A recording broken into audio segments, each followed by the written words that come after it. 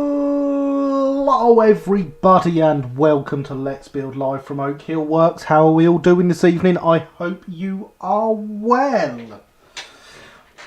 And welcome to what should be the final episode of the Southeastern and Chatham 6-wheel brake van, as we apply the final bits of paint and the transfers and then get the wheels fitted on their mechanisms properly. At least that's the plan. I'm glad you are still well, James. Indeed, Javier, part 2, and good evening, how are you? Good evening, Z Fantasy Trains, how are you? I hope you are well. We're greeted by an inexplicable GER logo, I hope still well too. I am indeed still well too, James. And yes, Killian, we are greeted by a Great Eastern Railway logo for a very good reason. I'm trying to sell it. So yeah, there's a logo here that should anyone want a Great Eastern logo, well, a tender and a loco body, just let me know. Did you use the chassis for something? Short answer, yes. That's all you're getting for now. So it's minus a chassis. It's the China-made model. I have the tender of one of those available also. So there's lots of tenders available for them. Anyone who wants a tender should get in touch, especially if you want the body to go with it. Honestly, ! Donations in the chat. Bung me a tenner and it's yours. Look at that, I'm using my donations to sell things. And there we go, the bot is working and James can get get some commands up. Thank you, James. So yes, we have the brake van, which this looks like the side that got a second coat last week whilst we were trying to get the internet to work. Oh yeah, this side's much patchier. So we need to get some more paint on this, albeit not on this side. Look at all those links coming up now. We've got the donations, we've got the Discord, we've got the Twitter. They're all the important ones, unless you really want to go follow the Facebook, where I'm less active than anything else, because not enough people like the Facebook page for me to put the effort in.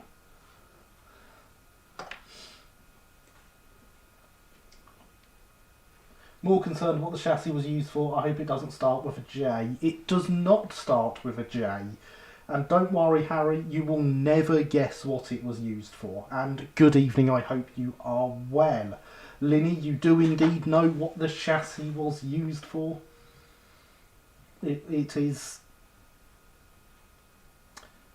a very worthwhile project. Thank you, see what Brian Lowe said, similar wheelbase 312. Might be SE&CR or Midland. It's actually none of the above. So there's that. And look, there's the Facebook link and there's some cake, but the cake is of course a lie. Good evening, Richard. How are you? I hope you are well.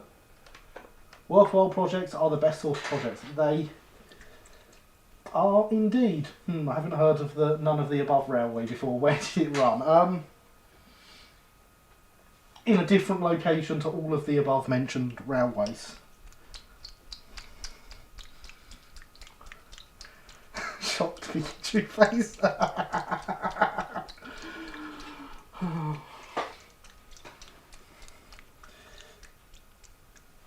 Evening, I hope we can find out soon. You will be able to find out soon, yes. Gonna guess chassis we used for a logo. Indeed, Richard, it will be one near you.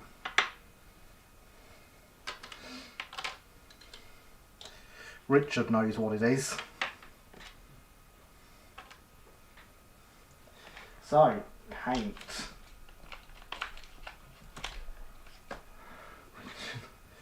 None of the above railway count, none of the above from nowhere to anywhere. Yeah. Managed to get a new cast C16. Oh, very nice. Very nice. Well, look, blue tack going down for the paint.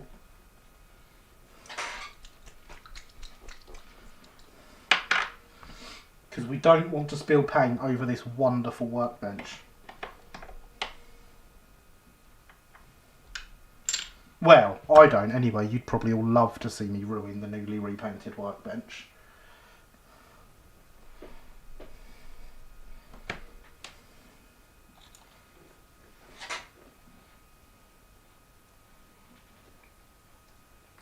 There we go. The cappy thing did not want to come off my paintbrush.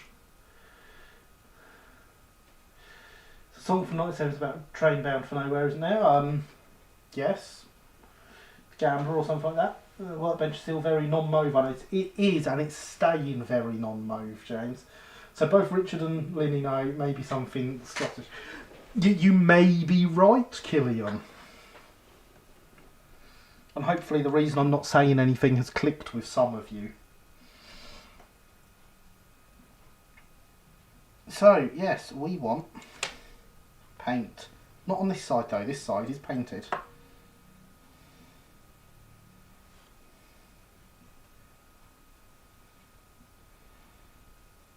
But the rest of the brake van is getting another coat of paint. And honestly, the colour on it is somewhat similar to primers I've used in the past, which is a bit weird, since this one actually has been primed, unlike some of my previous projects. You can't say what it is, not for us to say it. Yeah, so I cannot say what it is either.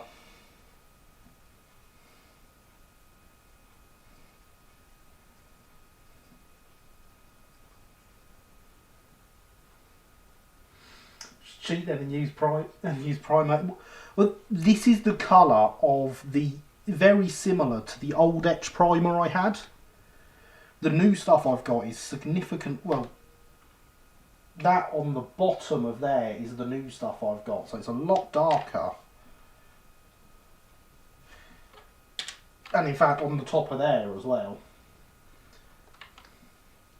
So if I still had the old primer and hadn't used it all up, then yes, I probably would cheat and just use primer. It would not be the first thing that I turned out in just primer. The K class is wearing primer as a top coat. The L class is wearing primer as a top coat. Pretty sure there's a couple of other things in primer.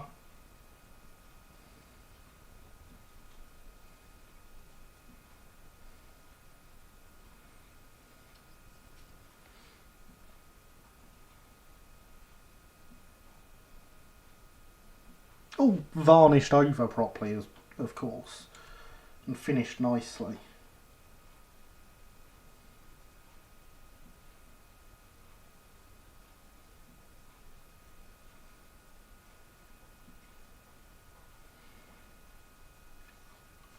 I will be going back to the old primer eventually. It was, of course, it was Halford's I had before, which I was very happy with. But not having one here in Hicktown, when it came time to replace it, it was better than making a trip out in the middle of lockdown to just order it online.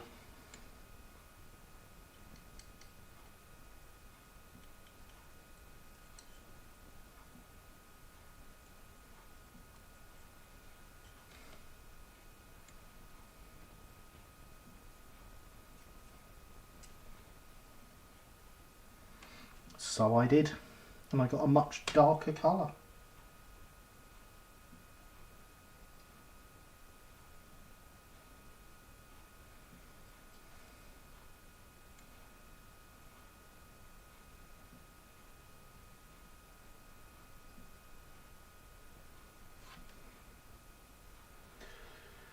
Could I please see the paint you're using? It is Humbrol number 145. That's 145, and it is an old Humbrol.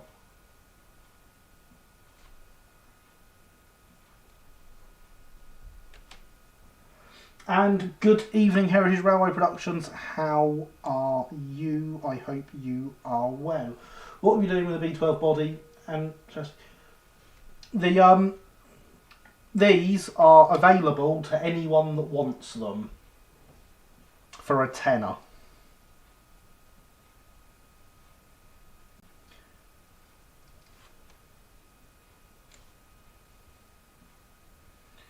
So if someone wants a B12 body and tender, they are sat here because I want rid of them. Drop a tenner in the donations and they are yours.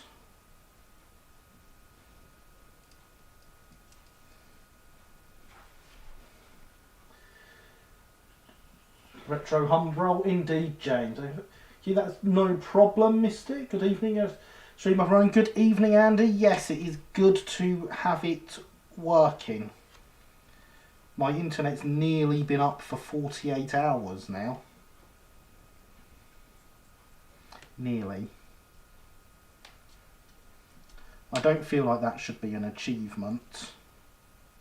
But there we go.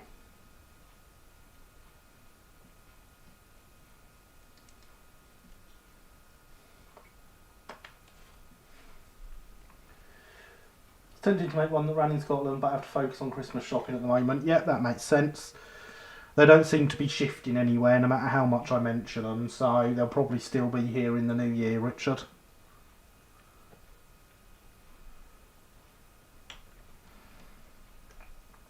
That is the body painted.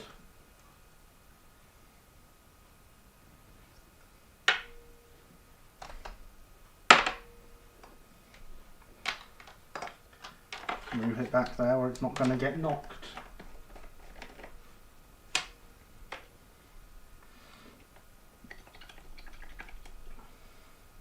And the bot wants to remind you to smash that like button or give it a gentle tap. And whilst you're there, make sure or you subscribe and ring the notification bell so you get alerted when I go live or upload a video.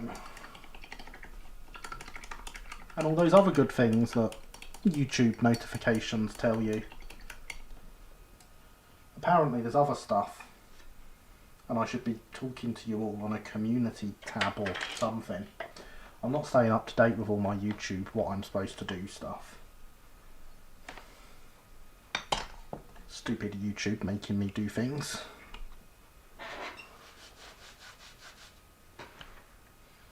I gently put the like button with my N scale needle. Excellent, that's what I like to hear. I've got a nice big pin for pricking like buttons with. Don't worry about YouTube nonsense, I'm happy with just watching the live streams. Indeed, and everyone knows when they are, don't they? I do like to keep that regular at least. Take the blue tack off the bench. Quite, or else we wouldn't be here. Exactly, and whilst we are here, another important thing my live stream does is to remind you that hydration is important.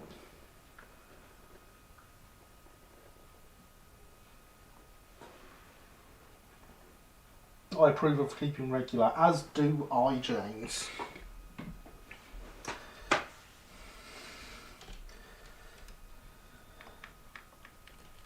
Good fibre in the diet keeps you regular.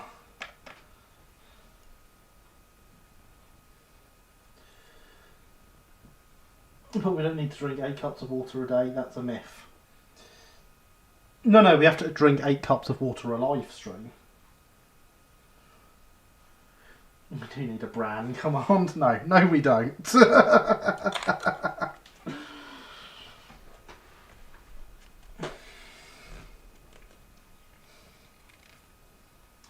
Right then, so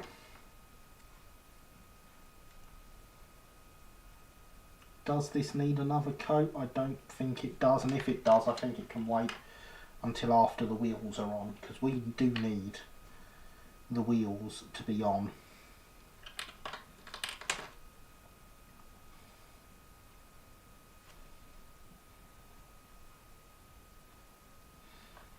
can't remember which way round this goes. It does genuinely, it is that way round, I think. Let's try it the other way round and see. Yes, it does make a difference. Oh no, maybe it's that way round. Let's put the wheels in and we'll see, because it puts the wheels slightly offset one way.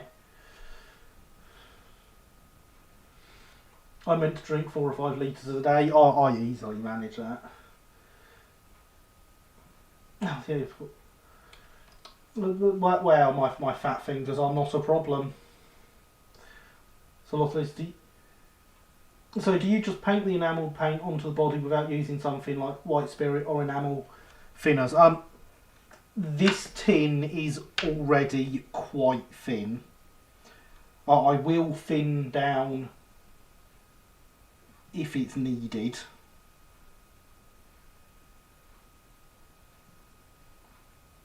It's a lot thinner than I would usually expect to see from Humbrol. Skill, practice, thank you, James. Does a glass of Scottish liquid and a pint of German liquid count as hydration? It counts as very good hydration, Paderborn. Very good indeed. Glass from brand kidney flushing up.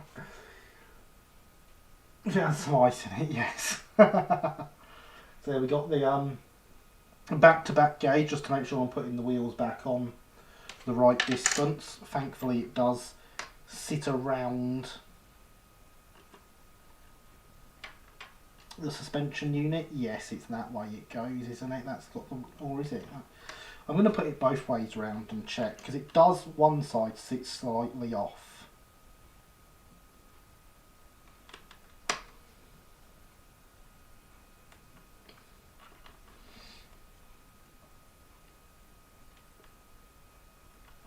It would appear that Paderborn does not want his Scottish liquids on the rocks. Right, and then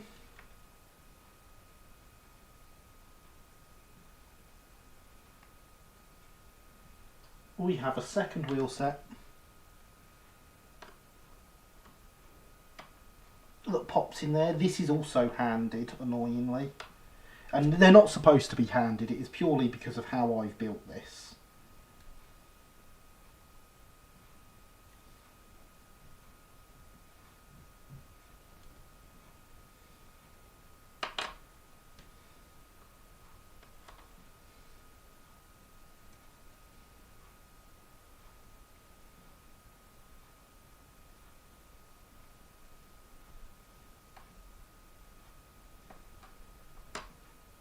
Right, that's that set in. I approve of Scottish liquids galore. Well, you're not supposed to approve of Scottish liquids, Killian. You're supposed to prefer their Irish cousin. Right then.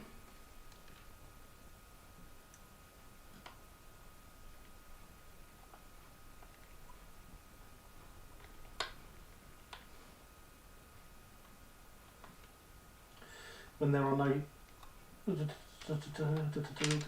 Following a pretty motley crew here. Indeed, as James says, motley we very much are, yes. When there are no Scottish liquids, we are all very sad. So I say, you're supposed to prefer the Irish cousins of the Scottish liquids.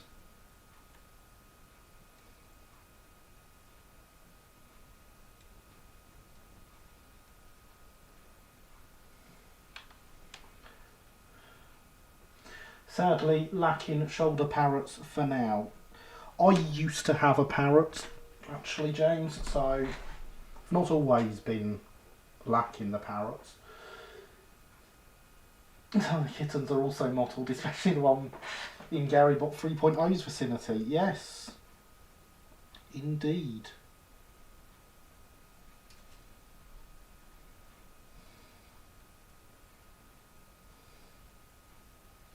And today would be the day it doesn't want to thread through anything, wouldn't it?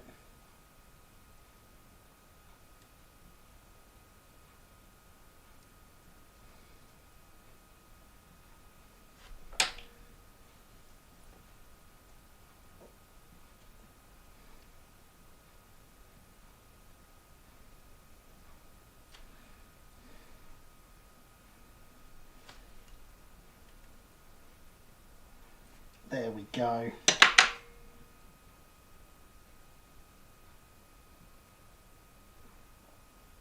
I've put that through the wrong hole on this side. That's probably why it didn't want to thread through. When I do what I'm supposed to do, independent thought becomes redundant. It does, you're quite right.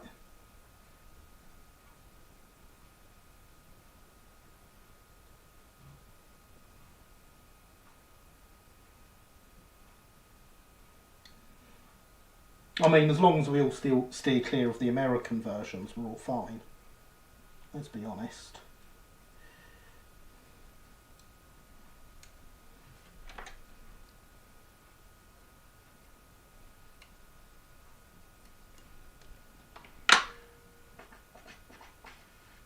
Those choppy fingers really do make it much harder. It appears interesting to see how you use choppy fingers. You think you're going to get to me, but you're not. I find it quite amusing, actually. So carry on.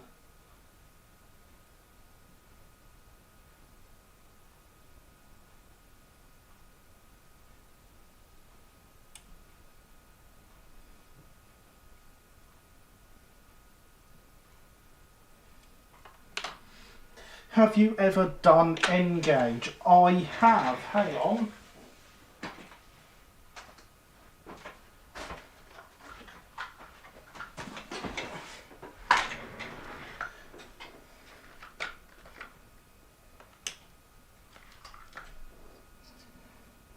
One scratch built Engage Gladstone. I don't have my bit of Engage tracked plonk kit on to hold it up by the camera.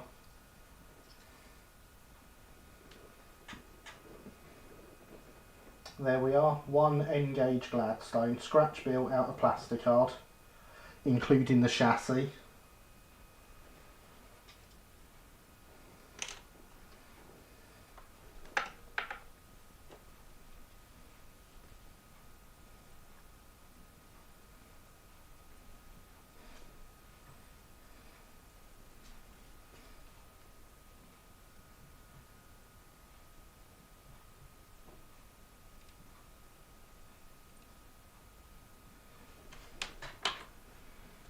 That is awesome, husband.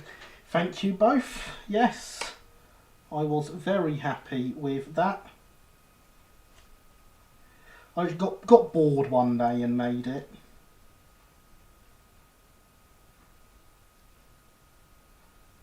Oh, there's where the hole is. That's why it's not going in.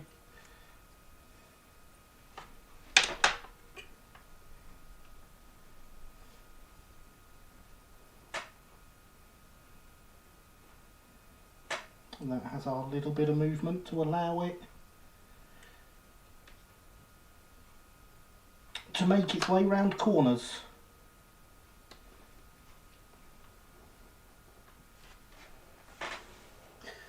My gosh, Danish is indeed Gillian. It's very nice. Thank you, Simon. Do I have I do. Hang on.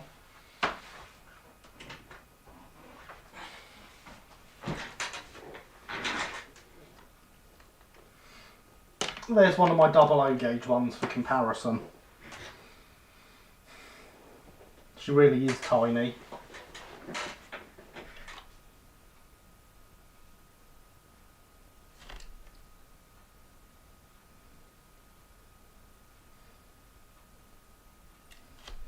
Aha, there we go, and we are all the way through.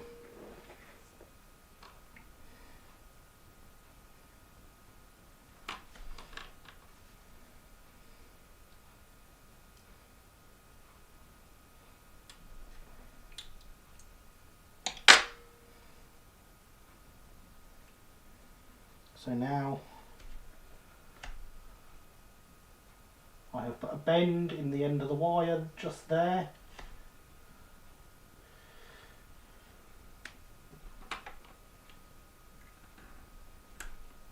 And now that won't come back out of those wheels. Can you give me the name of your hardest build? There's been so many builds, I honestly couldn't.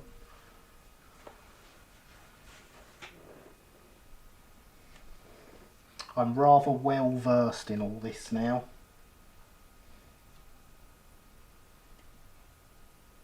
Oh yes, I could. It was an i3. A Brighton i3.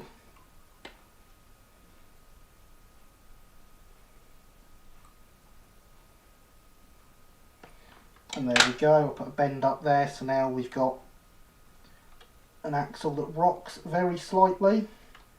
An axle that moves side to side. This one is completely floating, so it can go side to side, it can rock as it needs to. This one just rocks very slightly side to side. Don't have the i3 different way. Yeah, definitely the i3 with that motor housing, and that was my own fault for fitting a motor that's not designed for it.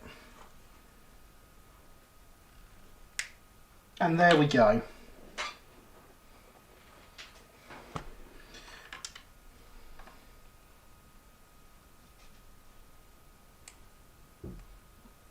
And finally, the third and final wheel set.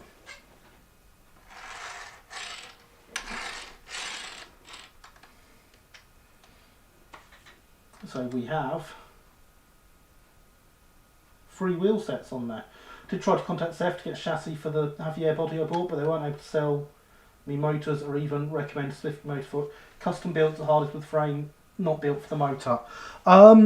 It was altering frames that existed already to go with the motor I wanted. So I would recommend something from High Level, James. If you remind me tomorrow, I will measure the space between the frames and we can see what High Level gearbox would be good for it.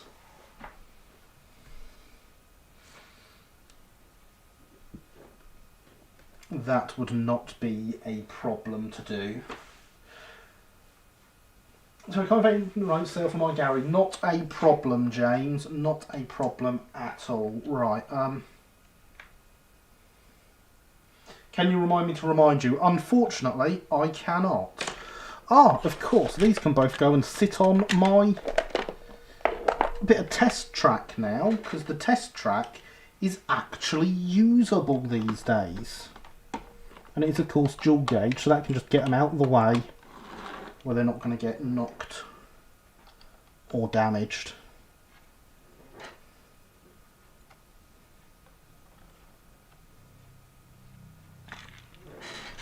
And I can move the pot that was on.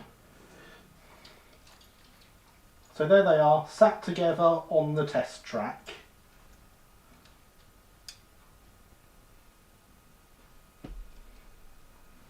Alright. And you've disposed of your old layout. The old layout has not gone yet. I am waiting for the plasterers to get back to me with an appointment to come and do the wall. I'm reminded to remind you that, you know, to remind it, but who will remind me? My cat, she's fantastic. Cat says, have you ever done a steam operated train yet? I have not built one, but I have used some. Not for a long time though. Remember, hydration is important, everybody.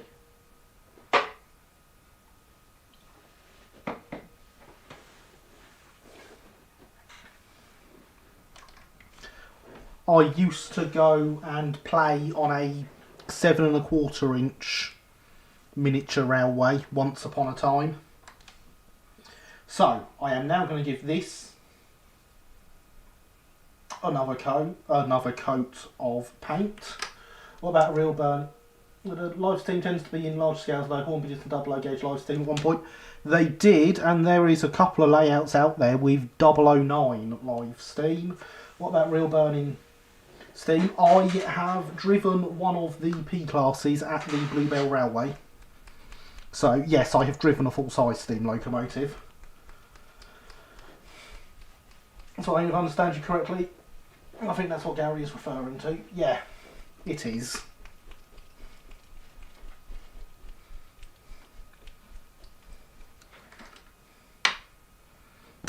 So yes, now that the wheels and everything are in, we're going to give it another coat of paint just because we can. Driven the P-Class, you must have enjoyed. I very much enjoyed that. Like the river caught fire up and I mean, steam operated, steam smoke miniature, it just puffs real smoke out the top. Yeah, I've used actual steam operated models in the past, and as I say, I have driven a full size engine. Just the once and not very far. But I have driven a full size one. So one of those ones, a smoke generator, an old Hornby Schools class model from the 80s. I've never used a smoke generator, personally. I have considered fitting some to models, and I very frequently get told, no, don't ever do it, they look terrible. I think I've got one somewhere. Not just the actual steam generator, the smoke generator, not actually fitted to a model.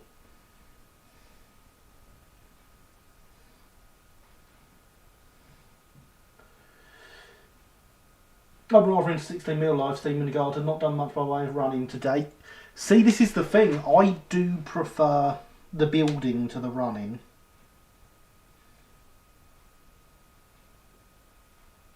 Unless at an exhibition, I love running trains at exhibitions. And you never know, one day, might get a chance to do that again.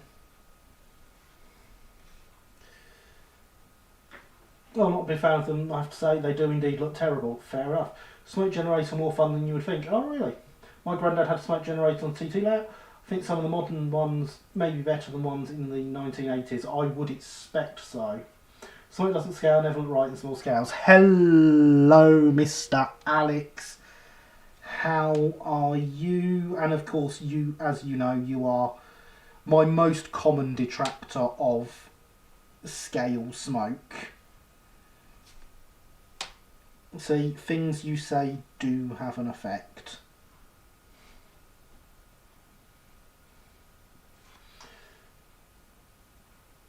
I very much look forward to running. I mean, it's nice to be able to do it. It's just, I would much rather be building, which is why I have 7 layouts in the house, because you need lots of layouts to build, to do lots of building.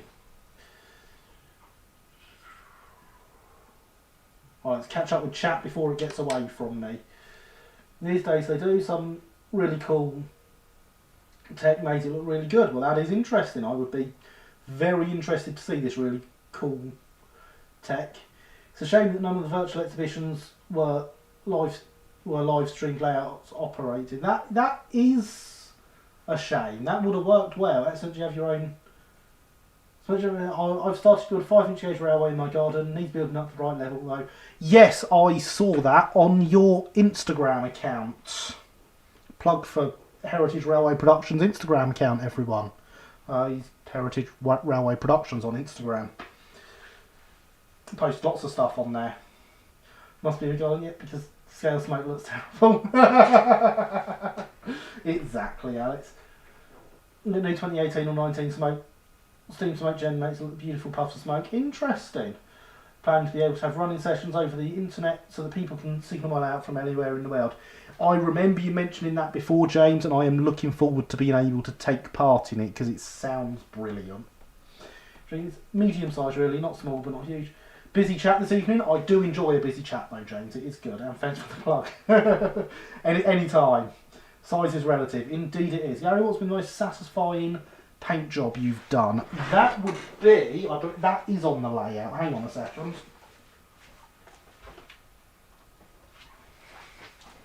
The most satisfying paint job I've done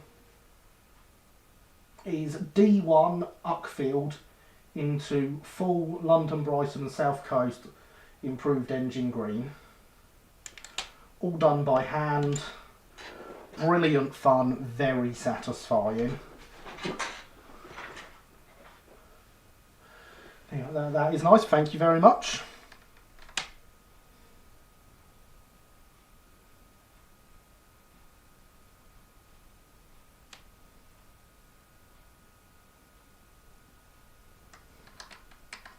It's one complex livery. It is indeed, but I had great fun doing it.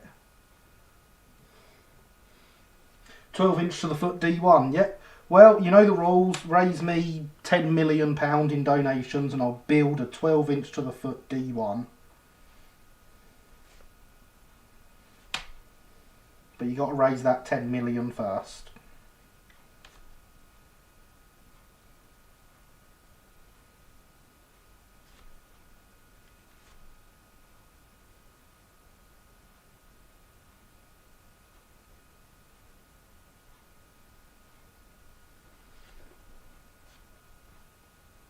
Magnificent, thank you, Killian.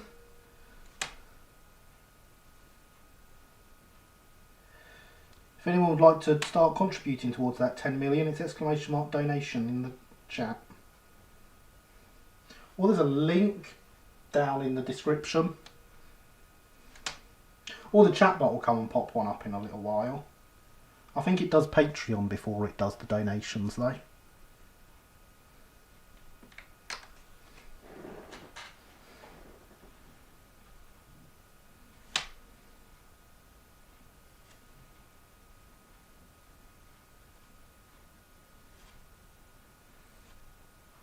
Also, if you donate, you get to hear Stepney's whistle going off, so there's always that as well.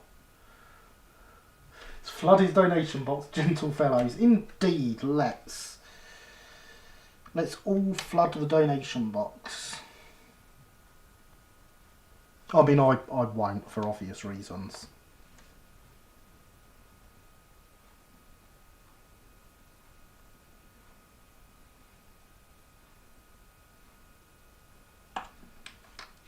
And there we go, that's the, actually no it's not, I want to do a bit just along the top, just to make sure we've got no bare brass on display.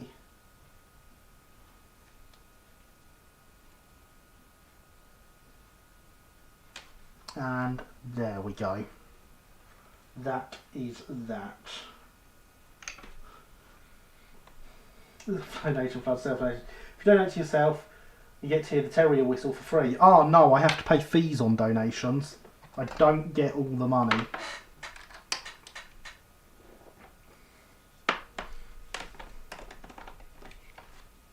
Plus, if I want to hear it for free, I've actually got a button I can press that makes it, that sets it off.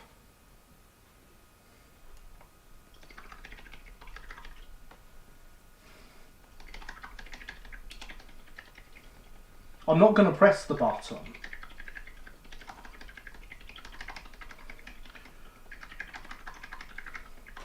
Have you ever done open concept where you decorate and organise the internals? I have not. I'm going to say no to that. That is a missing command. It is indeed a missing command. You need to link some things to a command. Yeah, I'm not linking the whistle up to a command. But there should definitely be a response to !terrier. I just don't know what it is yet. I'm not going to put that away yet. We're going to use it again. Yeah, it's going to be one of those streams, everyone. One where I wish I was doing a lot more building, but I just end up painting stuff. And plug in a B12 body and tender that I got for sale. You cannot fit on the test track. This is the problem with the test track. It's not big enough.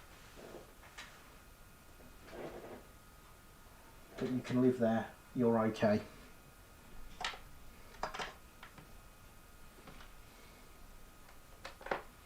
We are going to use this one, MAT 186.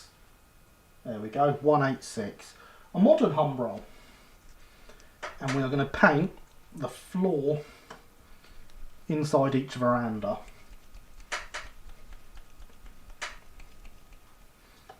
Because those are the levels of detail we want to go to today. Eventually, I would like to get a guard figure to stand in the brake van, just leaning on the end, looking out.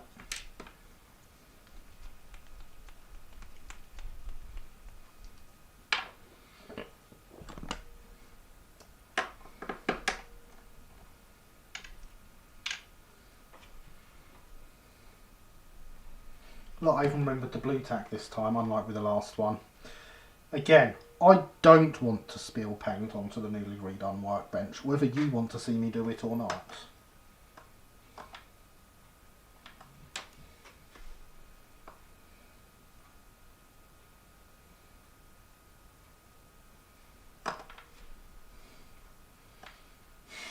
I knew that command was coming. Thank you, James.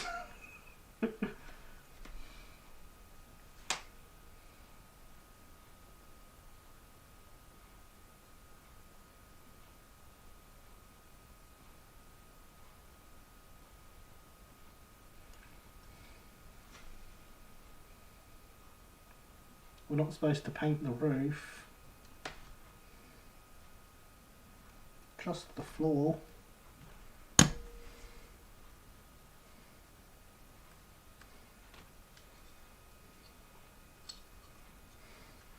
you spill paint often? I did. I had a couple of live streams where I spilt paint all over the workbench, and it's become a bit of a running joke since then. Right, and the bot wants to remind us that hydration is important.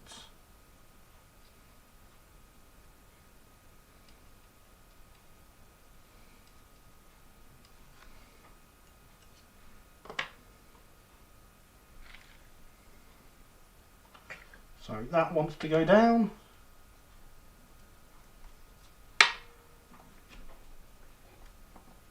You know what, you can stay over here. Paint.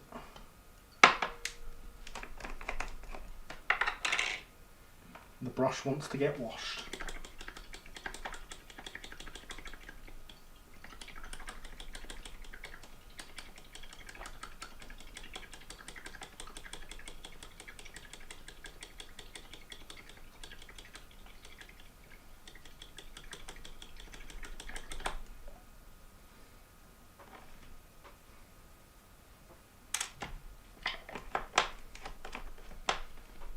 Do you ever do designer painting such as adding rust or other debris to give it a certain look? I have a few models that have had that treatment, not many. It is something it is all going to get at some point, yes. I'm guessing you paint everything to look fresh and new. The aim isn't for everything to look fresh and new. Hydration is important, as the bot said. And do remember, !merch, chat in the chat for an Oak Hill Model Railway mug. And all the other rubbish that's on there. People only ever buy hydration is important mugs. I mean, let's be honest. These mugs are why I set up the merch store.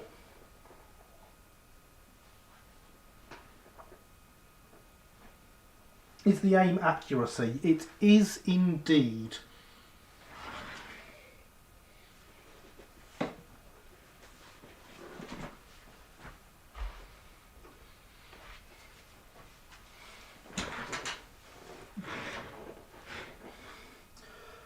What other mugs would there be? I can't remember what all the other slogans on there are, but every slogan has a mug. So we do have an SE&CR wagon. It's lightly weathered and loaded. Or, well, it's supposed to be empty, but they've not bothered to empty everything.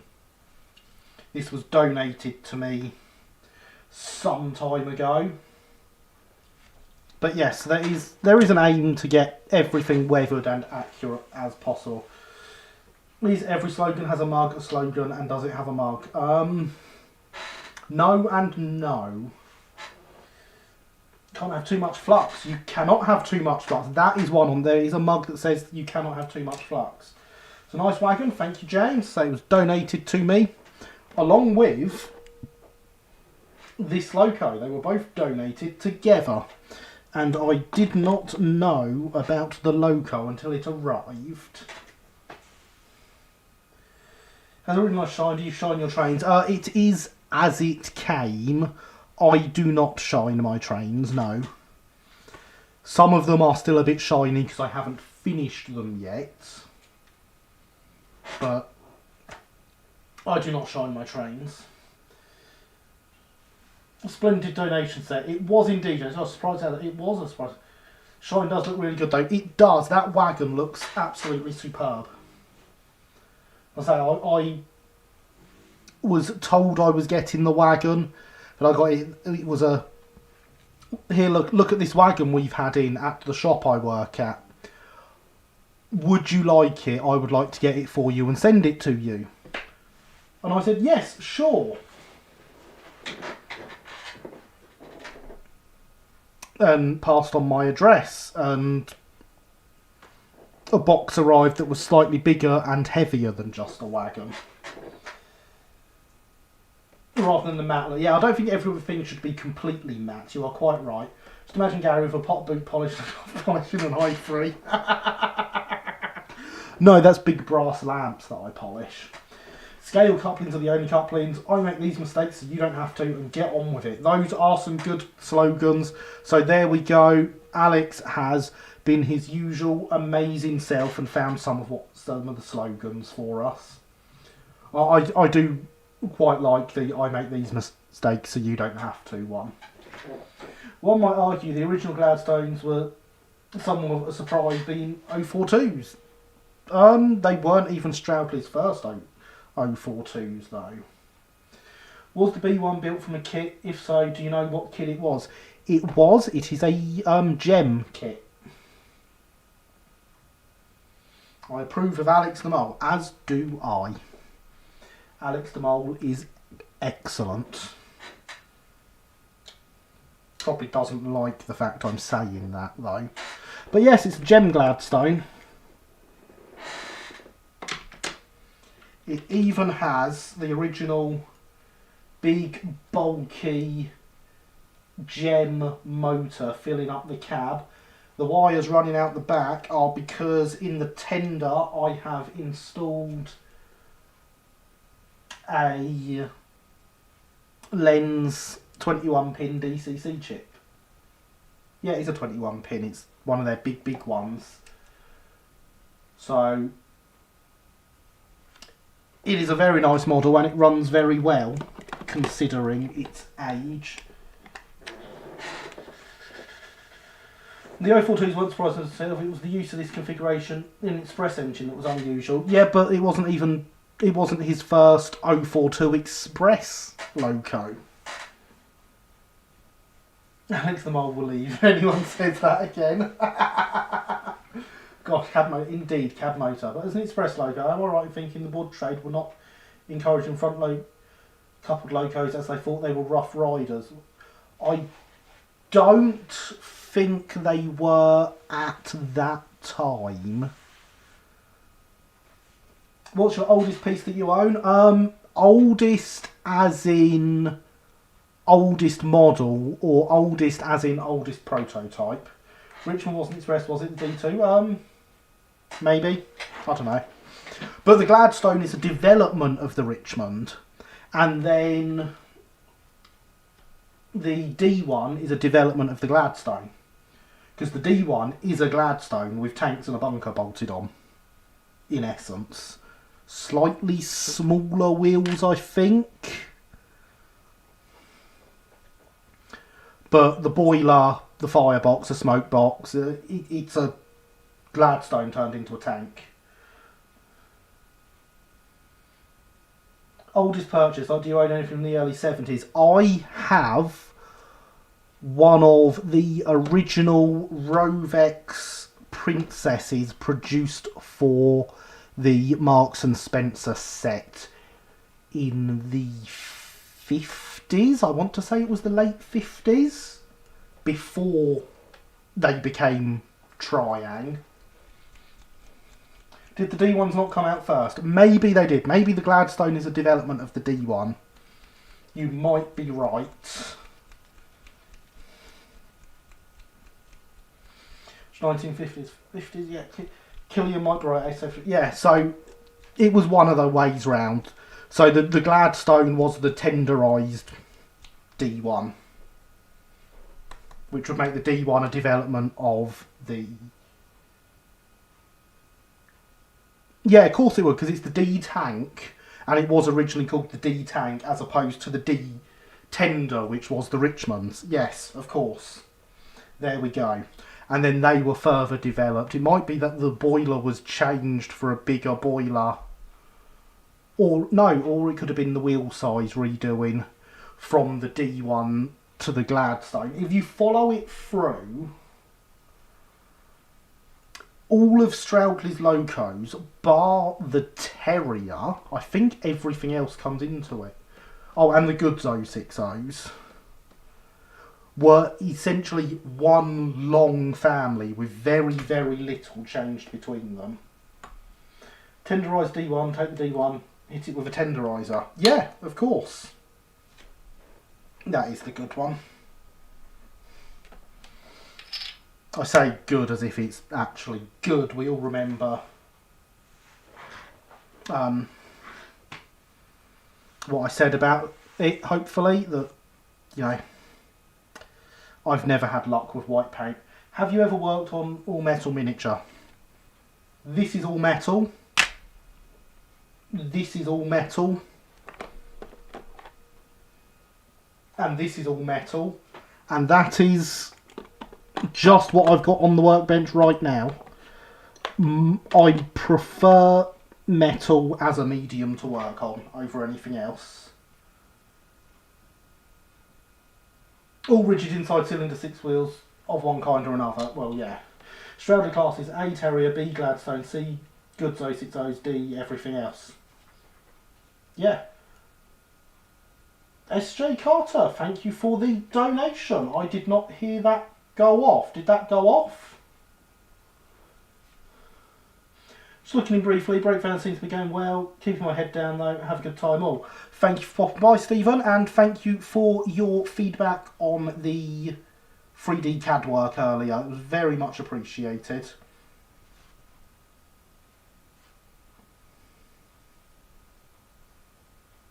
I hope you are well. We missed the Terrier whistle. You'll just have to let's press the button then. No plastic nose. No plastic nose. Step me on. What's this evening? Let's.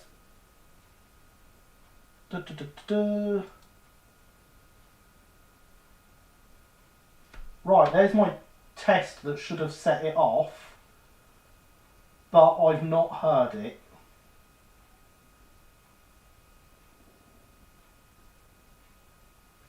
Saw the logo but no whistle. How strange. What does this one do? They should all do the same.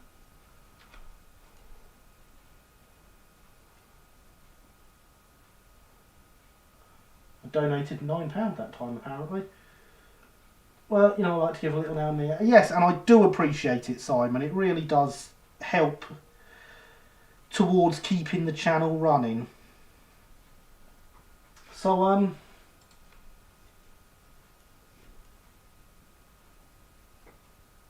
it would appear that Streamlabs has chosen to break my notification sound.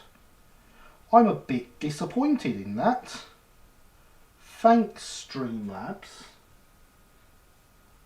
Right, back coffee, okay.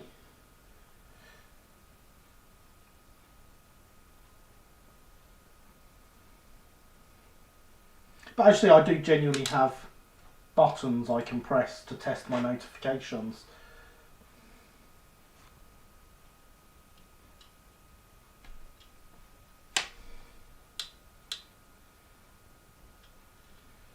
Stupid Streamlabs.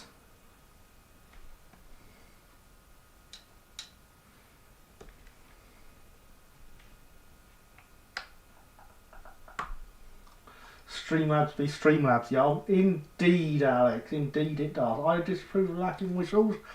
So do I. Oh, I like how it's actually put in the chat that I've just subscribed to myself, apparently. The Western Swanington disprove levels also.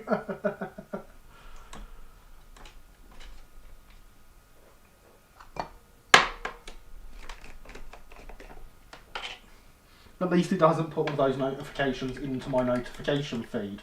So I still have Simon's donation at the top. Although it tells me that the notification I gave was wrong.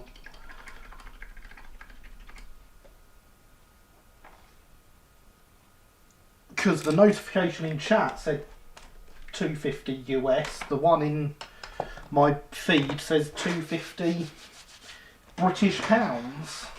Let's close the test widgets, open the settings, notifications, enable it's unticked enable sound. Let's try that again, shall we? Nope, no sound still.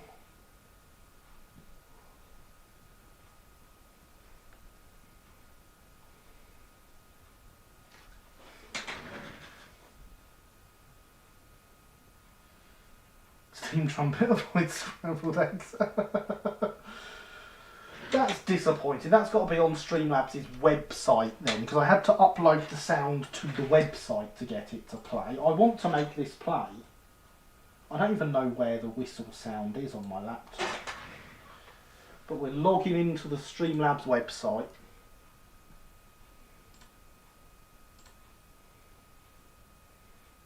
And look, there's a link to the website for you. That one. Why does Streamlabs not think I've ever been to its website before? Oh my gosh, Streamlabs. You really do be Streamlabs.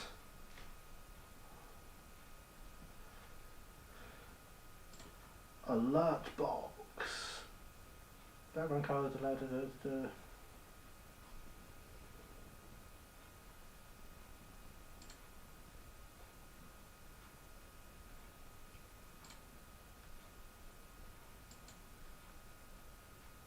It is there. It should be playing. How strange. Let's remove the audio and re-upload.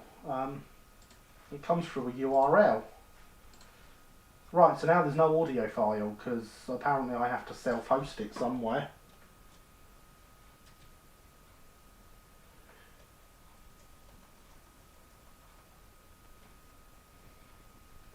It'll be on my website, obviously. Never mind. OBS greater than Streamlabs. I mean, if we give Streamlabs its full name, it is Streamlabs OBS, so, you know. Sending VHS tape through the post greater than Streamlabs. I can agree there, definitely.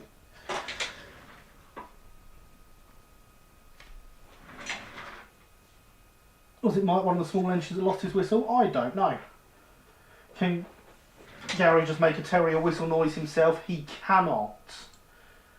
But OBS is not the same thing as Streamlabs, even though they are associated. I mean, they're very similar. Somewhere, in theory,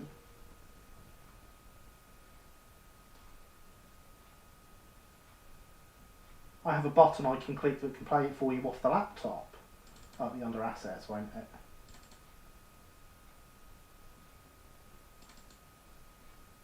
Apparently not. Interesting.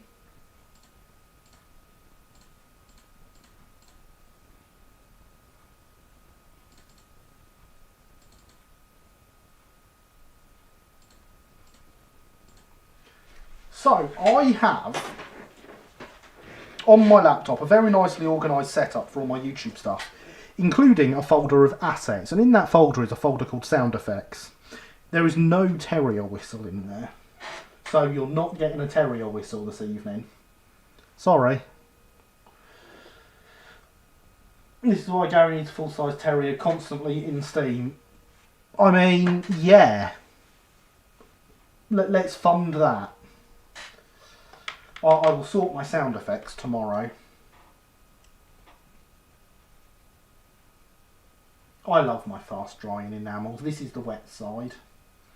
This is the dry side. We're going to put some transfers on the dry side. We are going to be using Fox transfers. D1 for fire extinguishing purposes. Well, quite.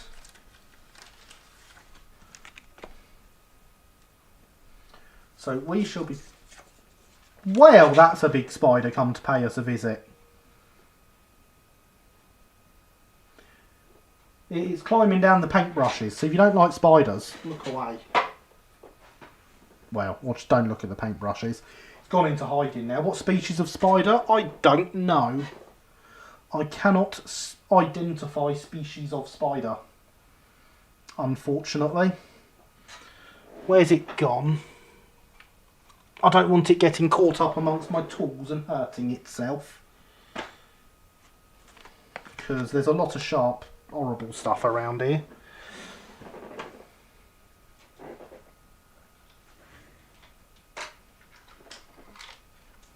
Oh, it's not actually that big, if I'm being honest. Bigger than I expected to see on the workbench. No, don't go down there. Oh, it's behind the paintbrushes. It's staying there now. Spider that only lives in giant houses. Find my house down just to make sure. No, Alex. As a lover of animals, I'm shocked at hearing this from you. It's behind the paintbrushes now, though.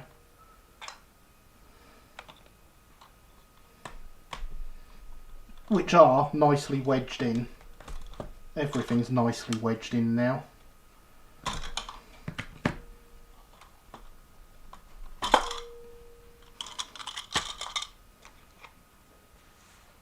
You should see it now at the bottom of the pin board. As I say, it's not actually that big. Oh, don't sit there. I can't trap you and get you. As a severe arachnophobe, it's all you're going to hear from me. Fair enough.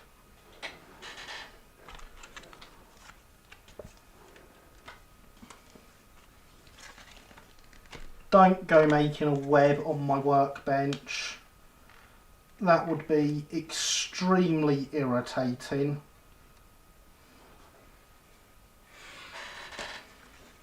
Right, I've got stuff ready to catch it should it come back out. Are spiders 080s by white notation? Yes, yes they are. If it comes back out, I shall catch it and release it humanely. Yeah, that's in your shed. This is in my living room. Can you train him to spin wires between telegraph poles? Brilliant. So, yes, we are going to be putting SE and CR across here underneath the handrail. We are going to be putting the number across this side. We're going to go with the number on the kit, 5399. And then below the number on the underframe goes the tear weight, 2000. Which I don't know if I've got pre-done tear weights on here. I don't think I do. No, I have to make that up myself.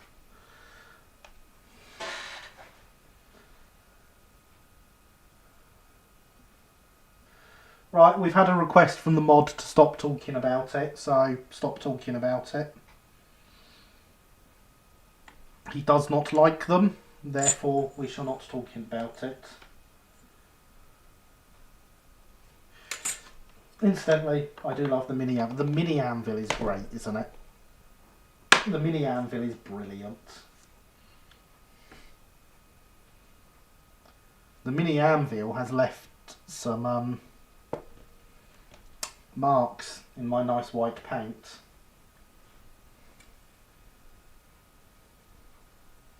That does not make me a happy Gary.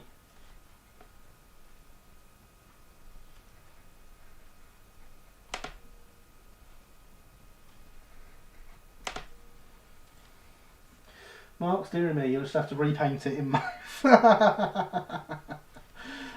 How about no? If I have to repaint it to deal with the marks from the bottom of the anvil, surely the only correct colour would be brass oxide green. Because then the anvil will never leave marks again.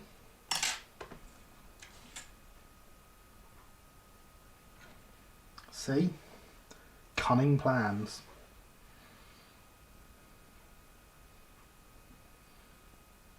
And look, we're using the B12 that is up for sale to anyone that wants it. £10, it's all yours. Within reason, I've got to pay to post it. Have you considered fully lined improved engine green? If I'm completely honest, Linny, yes I have. And no is the answer. I very much did consider fully lined improved engine green. No. Should paint your van in fully lined improved engine green? Also no. The reason the workbench is white is because very few small details are white. Therefore, when you drop them, they show up. That is the theory. How about painting your laptop in marsh umber? Now, you know for a fact I already have a marsh umber laptop. Painted by hand.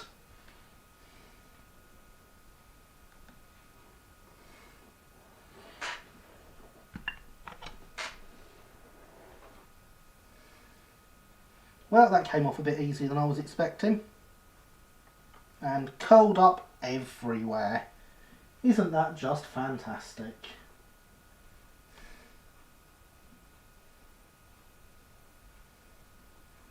There's no salvaging that. Approve of Marsh Umber laptops? I thought you would. It's an old IBM ThinkPad from after they sold the ThinkPad line to someone.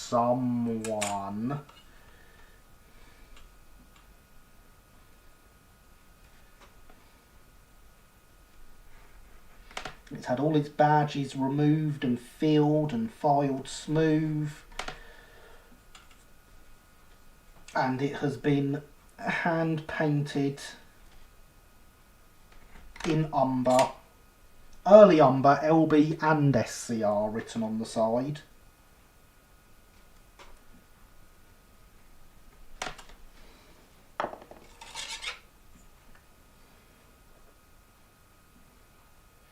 Mine appears to be some strange shiny works grey.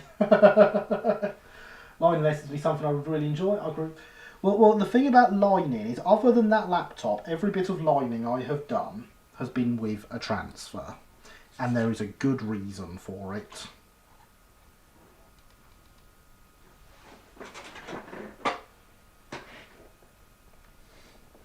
Hand lining is not easy.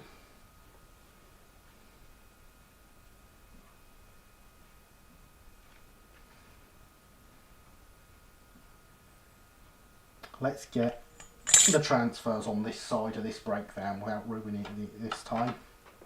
You know you want to cooperate. Take some of the water off.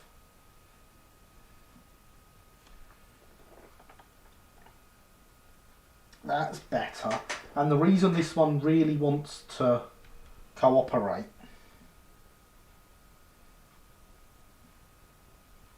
is because I don't have any more spares. Or it's not in this bag. I'll have to go find another load of transfers. I do have quite a few of these.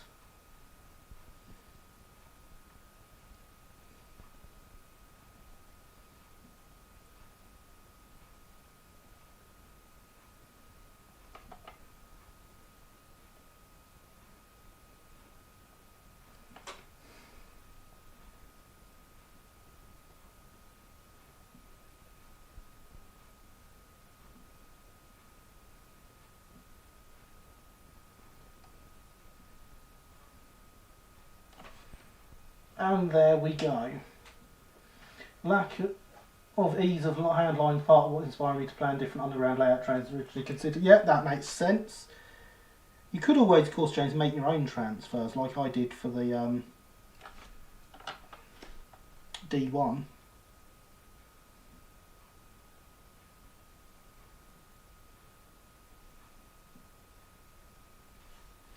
And there we go, she says SE and CR. Now if we let that dry for a second, I'm going to give you some music and I shall return with something that hopefully you'll like.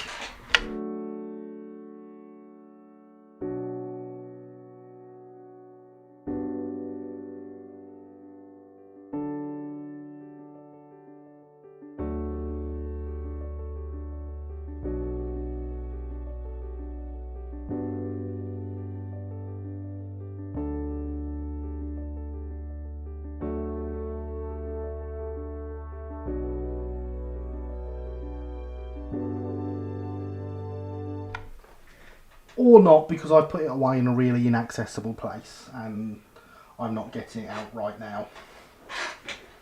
I will, however, get some pictures on Discord tomorrow of the laptop, because clearly people want to see the Marsh Umber laptop. So if you want to see the Marsh Umber laptop, you need to join my Discord server, !Discord in the chat for a link. oakhillmodelrailway.co.uk/Discord will also get you there. I know that one.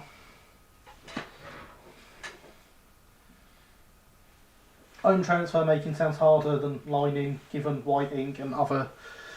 You say that, but it works.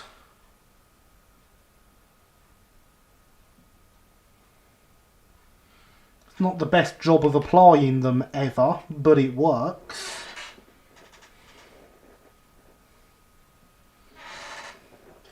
And there is the Patreon link for everyone from the bot. Just look forward to this. Thought you were, Discord. Indeed. Hydration is important, everyone.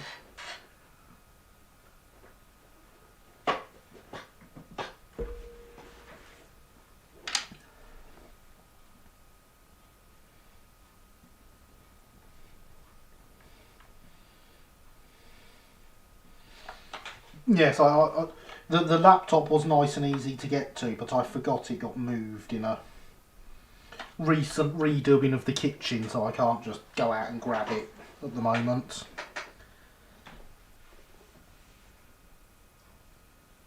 Don't own made transfers have whole sheet carrier film, making them very difficult to apply neatly. I prefer round tech orthots.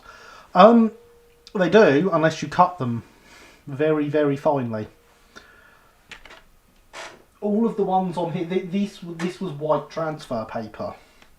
So all of the ones on here were cut right along the edge of the lining on each side. So there is no carrier film that you see, because they were cut round it. Link the lining vid to the Discord. Ah, interesting. I shall enjoy checking that out, Killian. And cutting them very, very finely is similarly difficult to hand lining. No, it's not. You can do it with one of these quite easily. Look, there's my face. Car, held that at the wrong angle, didn't I?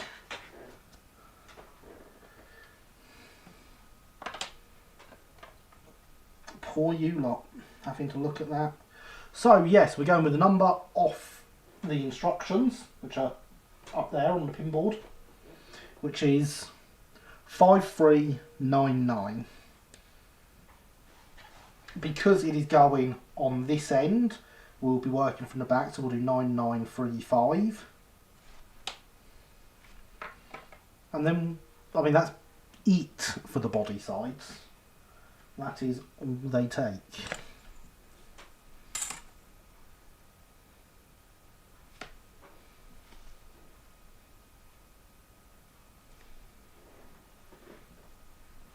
Then there's just the tear weight to add to the chassis.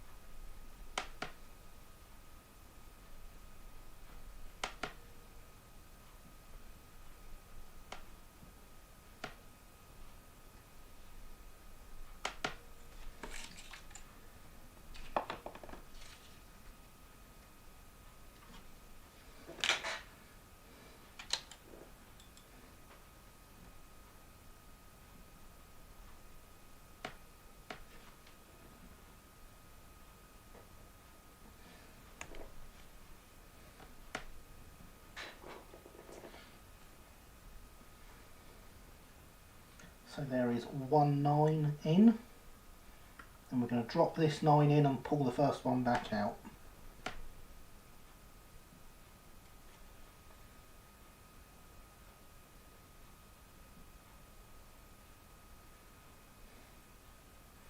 Get rid of some of the water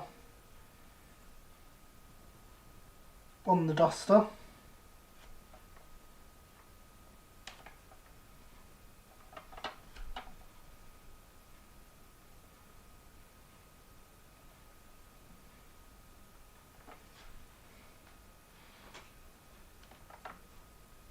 Apply the transfer to the side. Just like that.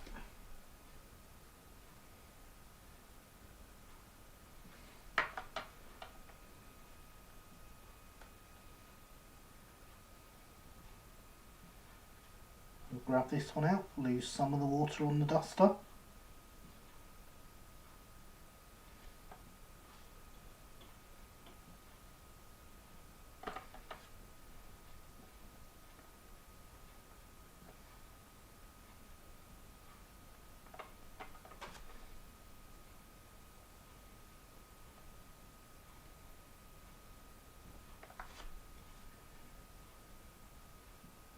And then get this one in place.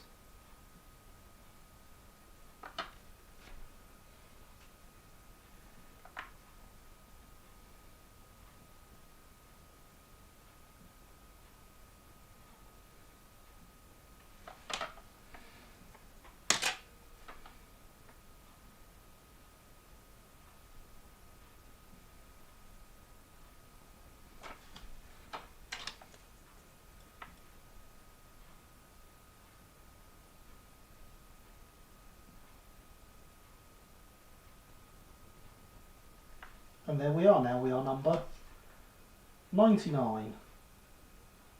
Just 53 to go.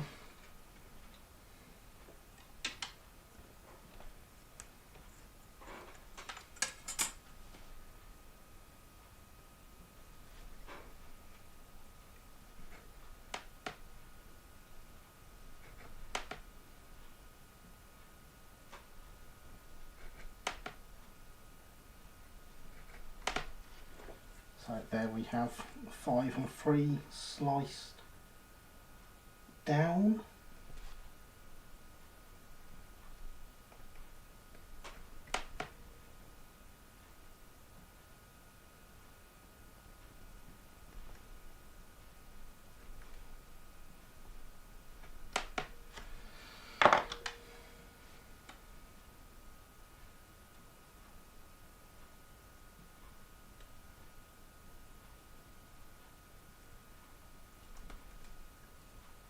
And there we have them free from their transfery home.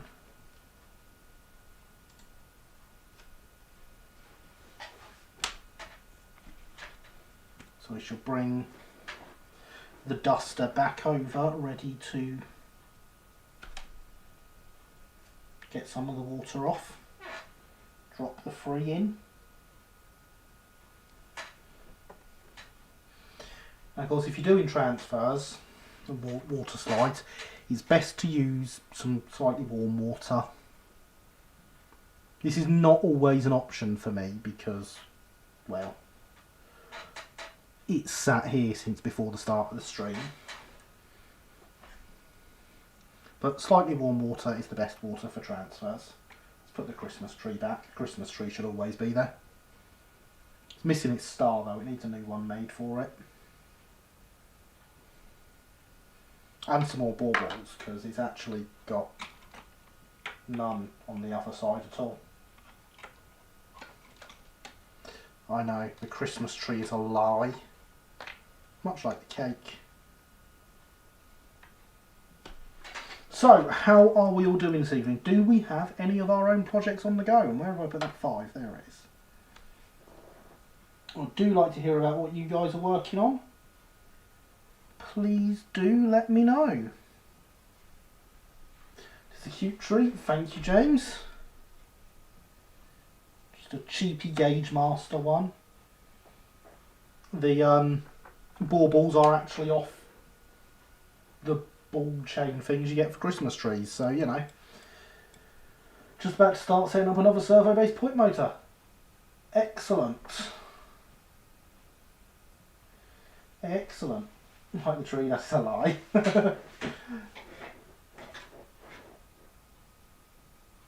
Leveling Pokemon and downloading Sabaton songs. I mean, I cannot disapprove of either of those. What Pokemon are you playing, Mr. Mole? Yes, we're not allowed to talk about it, so let's just say I'm trying to find some drawings for my next project. Excellent. Excellent. I like to hear that.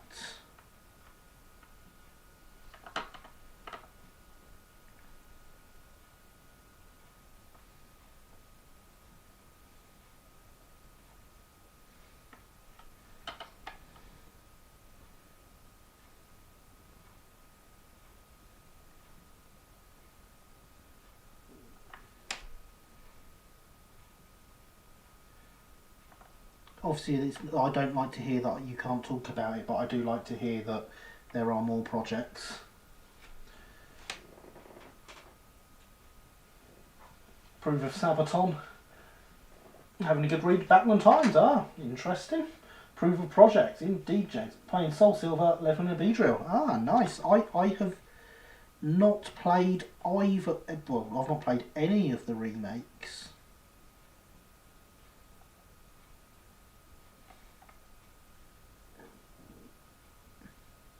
This free does not want to stay.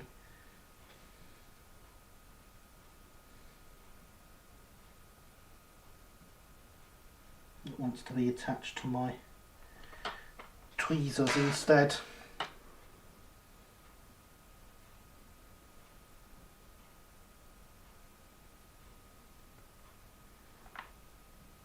Hopefully when I drop the 5 on there, a little bit more water will reactivate the adhesive and it will stick nicely. Otherwise we'll have to replace it. Cad in a small iron ore wagon. Excellent, Killing. Do you ever do soldering yourself? Lots and lots and lots of soldering myself, yes.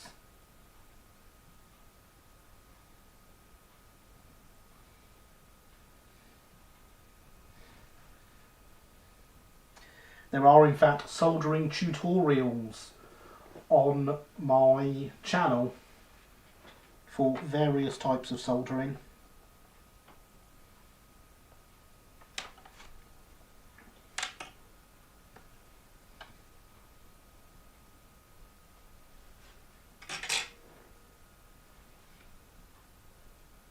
Flat things, okay, Linny, flat things.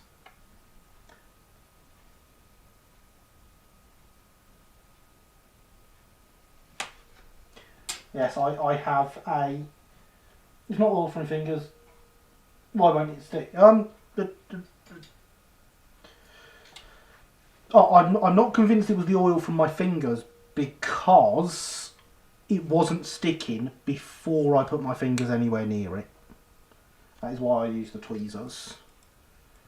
Sometimes they just do that. I mean, these aren't exactly new transfers, so they've been around a while, so they could just be that the adhesive on them is a bit knackered. But as for soldering, yes, I have a very nice soldering setup just at the edge of the workbench. Temperature controlled iron, soldering block, good flux, solder wick, decent solder. There's some white metal solder in there. A sucker, many new tips.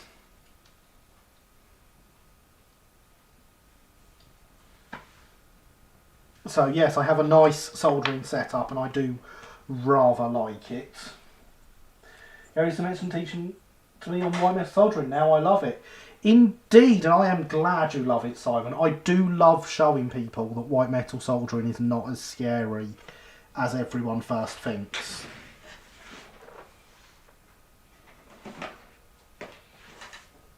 It's always a good feeling.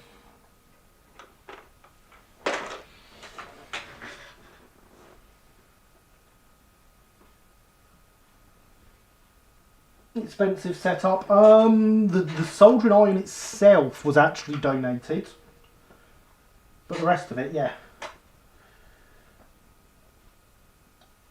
Coach and wagon size and ends one might surmise, possibly killing. How do you find that laser cutting compares to 3D printing those tasks? How can you gain coach size and how thin can coach size? Basically, whatever you can conceive of being made of guard on sheetwood. Yeah. So, Mr. Mole. So, I say I haven't played the remakes, but I do have an original copy of Silver here next to the workbench. It sits with my copy of Yellow.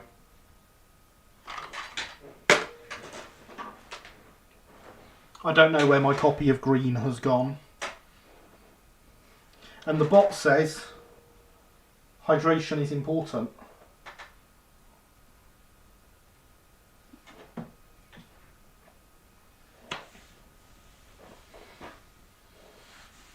All sorts of things you can see have been thus made in lots of things. Go back to work now, SCR brake carriage, making the ducket, and it's tricky with glued fingers.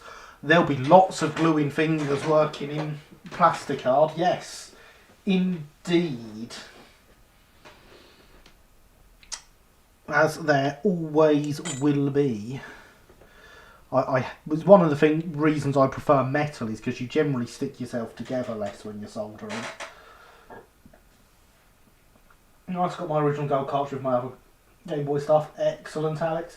So laser cutting isn't ideal for complex shapes like axle box covers, but is quite good for things like wagon size, Mr. Oak. Would you mind awfully? I would not mind at all. Hang on. I don't know if there's any on the layout. I will have to go out to the stock drawers. They're a bit like sock drawers, but with more interesting things in them.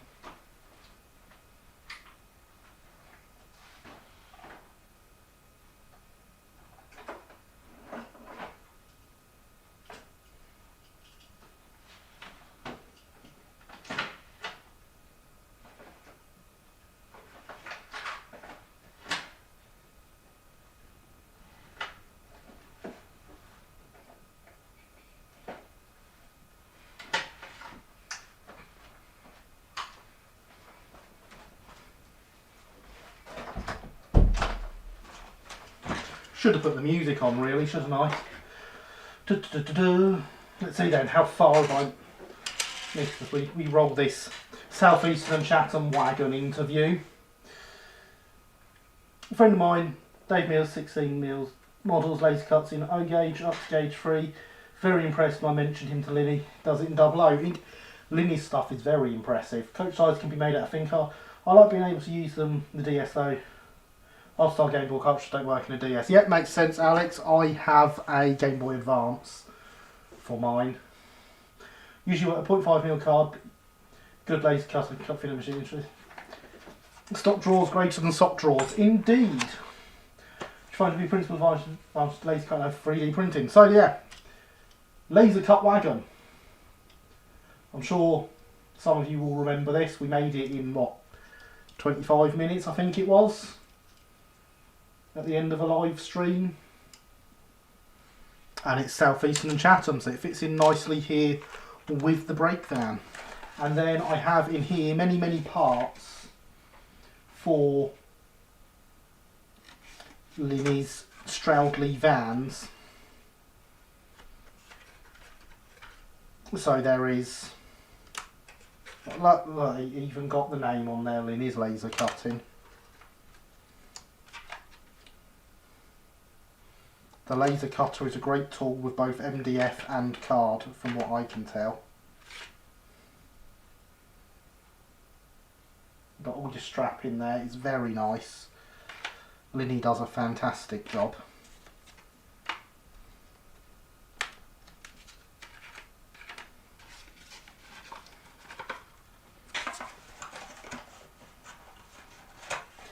Still, GPA still works fine, DS easier on my eyes. Fair enough, it's been a long time since I've played on a DS. My DS broke a good few years ago. So, it's Game Boy.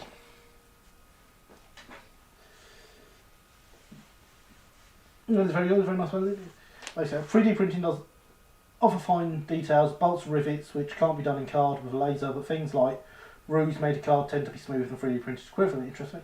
Hence the advantage of mixed media modelling. Indeed, but now that I've got a 3D printer, I'm not also getting a laser cutter. Just saying. For those wondering.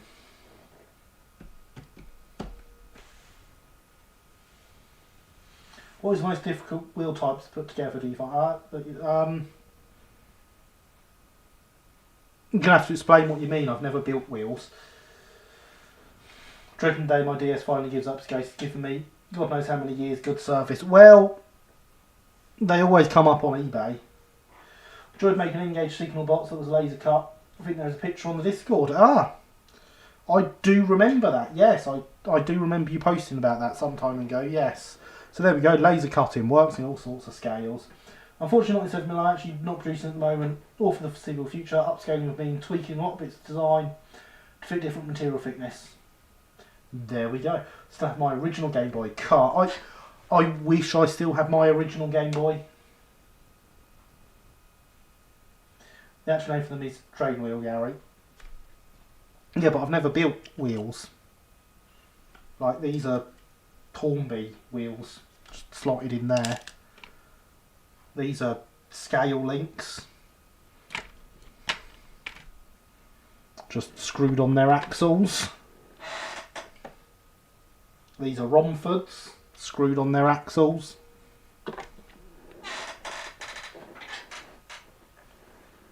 So, there we go. How dry... Yeah, we can get the transfers on that side now. Talking of scaling, did you ever find out about that? I have not yet, but I think the maximum price, as we discussed, I'm not sure he'd go for, looking at the listed value of assets on Company's House in the finances.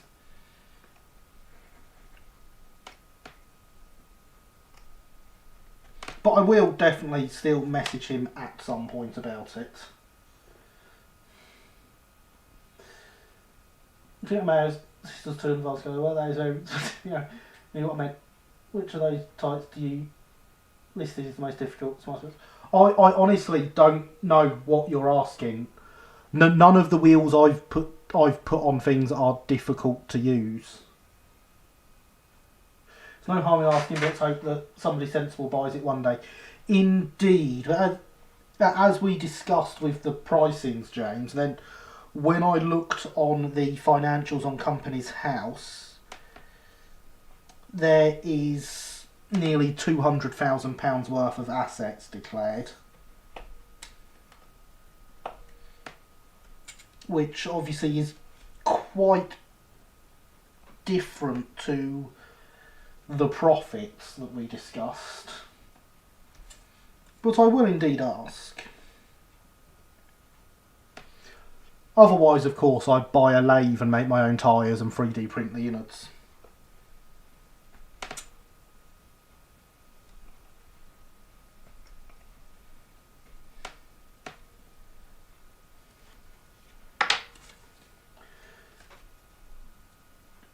Yeah, you never have a problem with the alignment or bend that you are looking for in the wheel to the body, etc. No, I've never had a problem like that.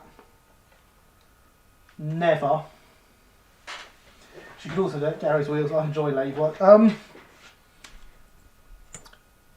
If, and it is currently still a big if, despite the 3D printer and stuff, I ever went into producing model railway stuff to sell, it would be under the Oak Hill brand rather than my name. I enjoy lathe work. I've not worked on one for a very long time, and anything I used for modelling would be a significantly smaller lathe to anything I have used before. So the last one I used was for doing some bits for 7¼ inch, which is slightly bigger than 00 gauge. Someday I hope to be independent of wheel makers by that method. Well, yeah, I have looked at hobby lathes that are good enough for doing wheel tyres, and you can There's a really good German one that's quite expensive. There is a cheap Chinese knockoff version of this really good German one. They've got the right colours for the brand and everything. That's £100. So, you know. Yes, you probably want the pen labels in it, exactly. It's still easier than trying to deal with Gibsons. No comment. What do you use when you need magnification? Honestly, the only thing I currently use for magnification is my glasses. I have so far, other than them, not needed any for a long time. I do have a magnification set up with some magnets on stands and stuff, but it's been years since I've used any of them. They're not even on the workbench anymore. It's been surprising. I work for a German lathe manufacturer. We don't make anything that small. Well, it's not one of yours then. They're red and black, the lathes that this particular German manufacturer make. I cannot for the life of me remember their name, but there is a Chinese knockoff. They do all the colours for each individual part exactly the same as the proper thing, and apparently they are still, the Chinese ones are still good.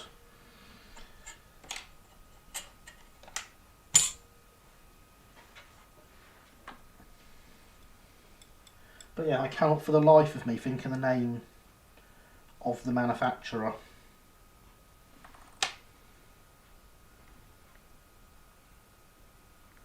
Silly, possibly.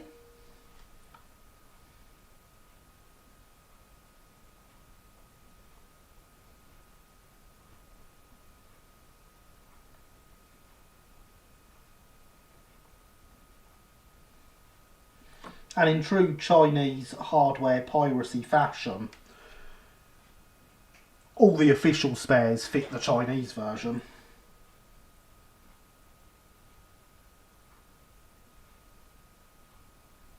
So you could buy a Chinese one and slowly upgrade it to be a good one part at a time.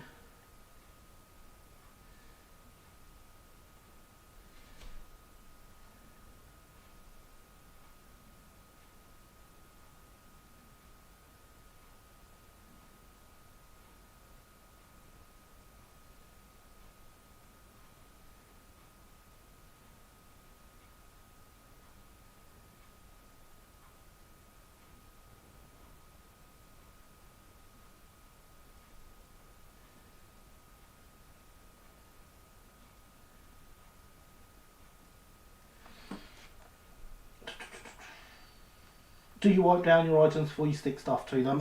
It depends. This has all been washed off camera beforehand.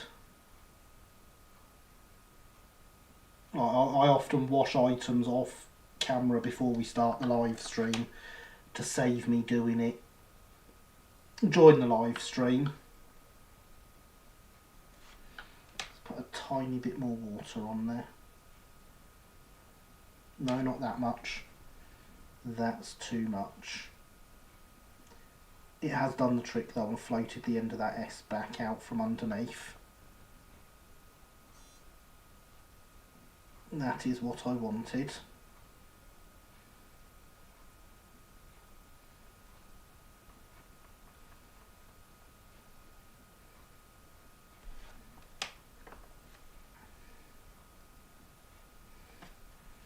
Because it had folded over, and as I say, this is the last one of these transfers on this sheet.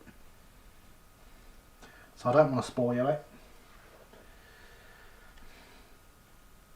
Oh, you mean I've looked at those cheap Chinese, the one you mean I've looked at those cheap Chinese lathes. Yeah, apparently they work really well. I did discuss this with someone who knows significantly more about lathes than me once upon a time. build a lathe. See, if there was something that I could buy in kit form and build it myself over time, I totally would. Speaking of which, if anyone wants a 3D printer, I have a filament-based 3D printer here. I want it gone.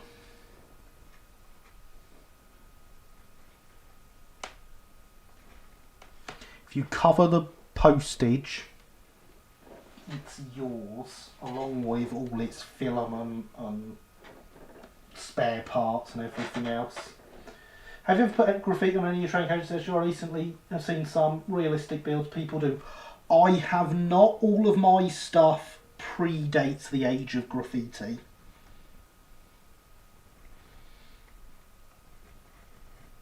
So we're looking at pre-World War One here, so there wouldn't have been graffiti, so it does not get graffitied. I've had a play with a Myford ML7, something like that would be ideal for me. Yeah, I don't know what the one up the railway that I've used is. I do appear at the most appropriate times. Everything must go. If you want another 3D printer, have a yeah. Seriously, cover the cost of the postage. Might be a bit more for you than everyone else.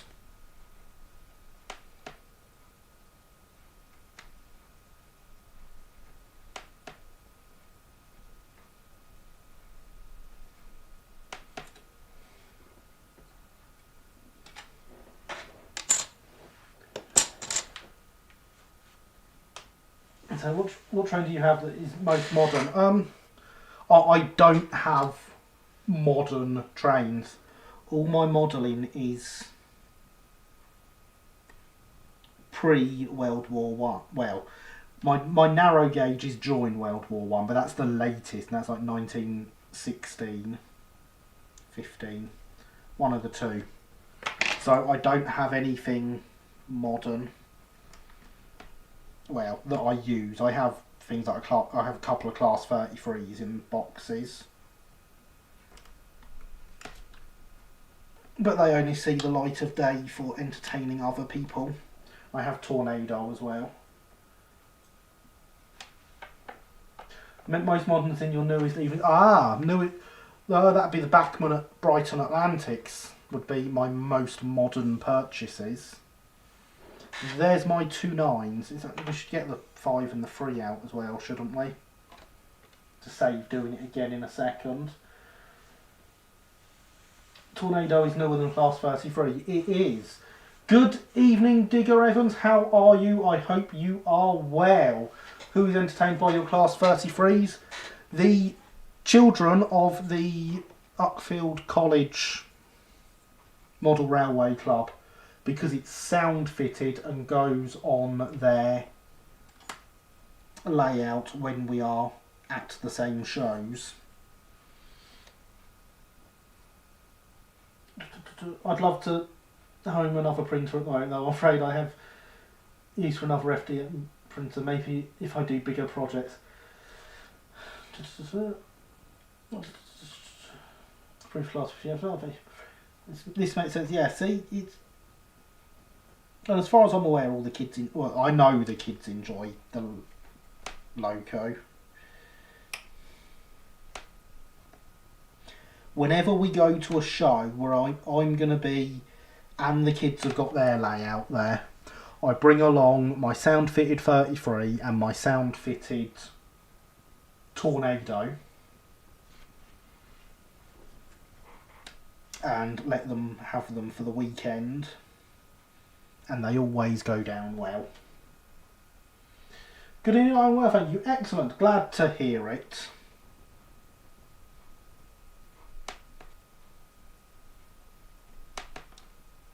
But when I press down on the glass, that bit there goes dark. That must mean the paint is still wet. The workbench paint is still wet.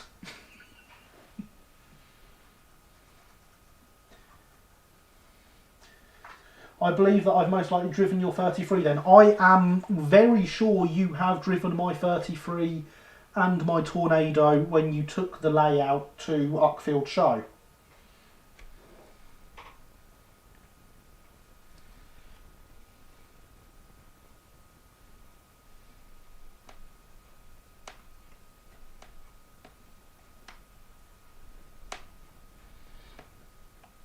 And someone crashed Keith's Class 20 that I had only sound fitted for him a week before.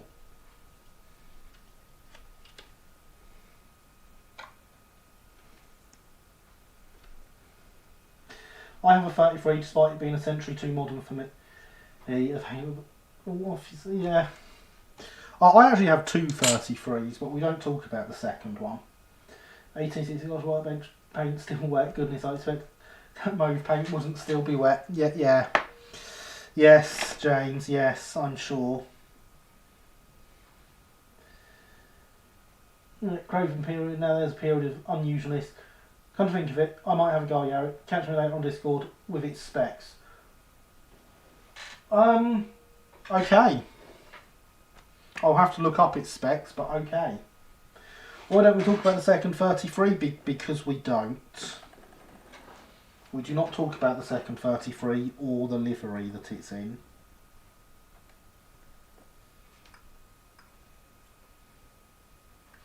It's not sound fitted though. The second one.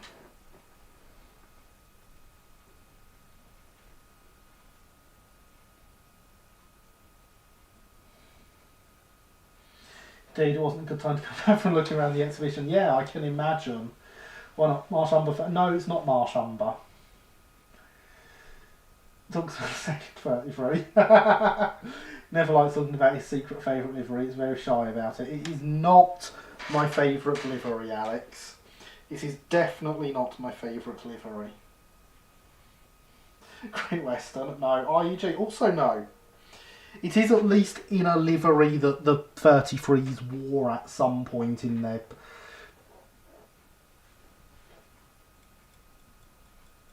You just had to say it, didn't you, Killian? We don't talk about the livery that my second class 33 is in.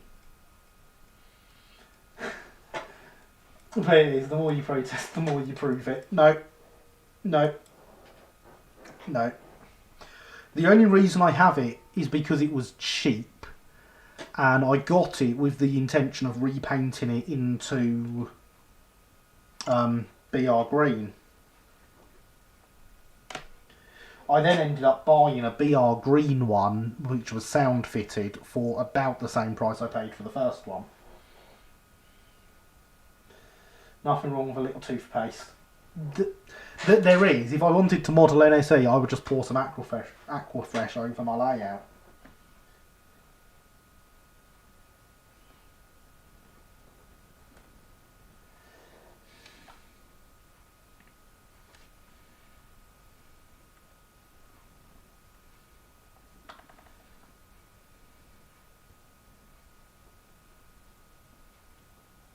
I mean, all these units looked the same, and they were done up in liveries. Just looked like toothpaste. There is our first 9 on. It came off the thing a bit quicker than I wanted it to, but it went on okay.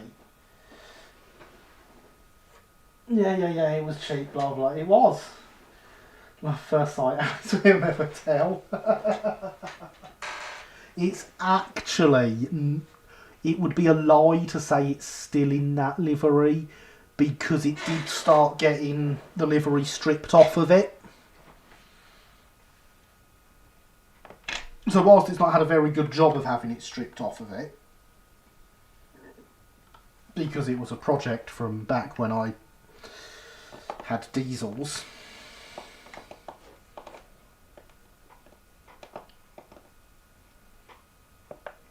so, you know, one side of it still wears the livery, I think. It was going to go into BR green.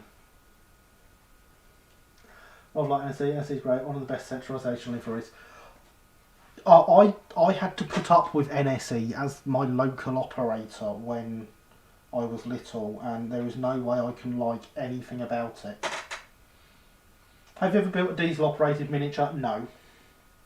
I have not.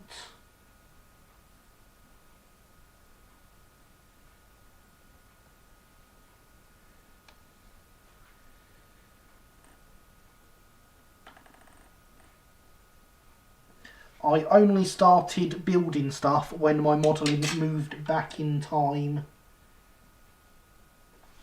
to the days before diesel engines.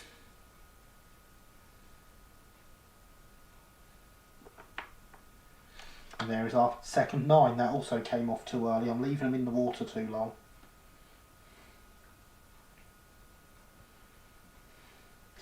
Early diesels are the best diesels, but personally steam is superior. Early diesels are definitely the best diesels. I agree with that. But to be the best of something doesn't mean that you're good. Steam is vastly superior. Yeah. Oh dear. Yeah. I've only ever seen one live diesel, 16 mil. Oh, very nice. No steam generated either. Well, obviously steam is superior. That isn't opinion, it's fact. There are a few diesels in the UK as powerful as a 9F. I'll be honest, there was a time when I was going to have 33s and 50s and all that stuff running round on a layout. That was once upon a time the plan. And in fact, it was a Class 33 that first got me hooked on DCC and sound.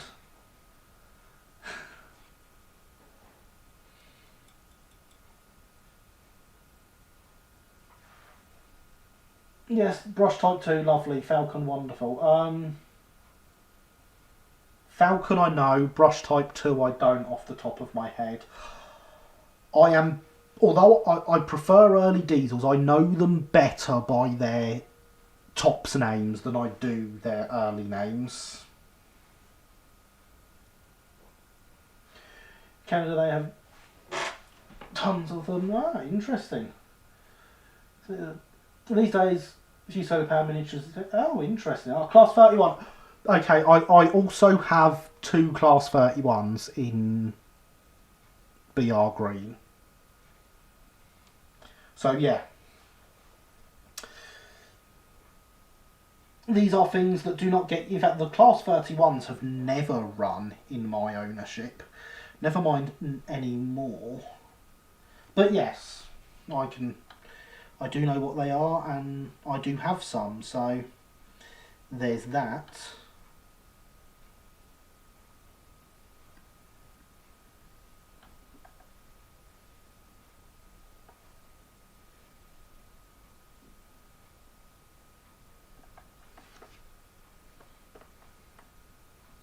Garrett, would you be able to do a solar powered build? Technically I would, yes. I know what I'm doing with solar power and could make a solar powered loco. I won't, because the practicalities of running it, but yes, I could. When Gary mods that period, it's always earlier, the correct approach. Mostly Killian. I do have diesels for... I have a diesel... No! I have 2 diesels for South Park Quarry. So, it's not always earlier, just mostly.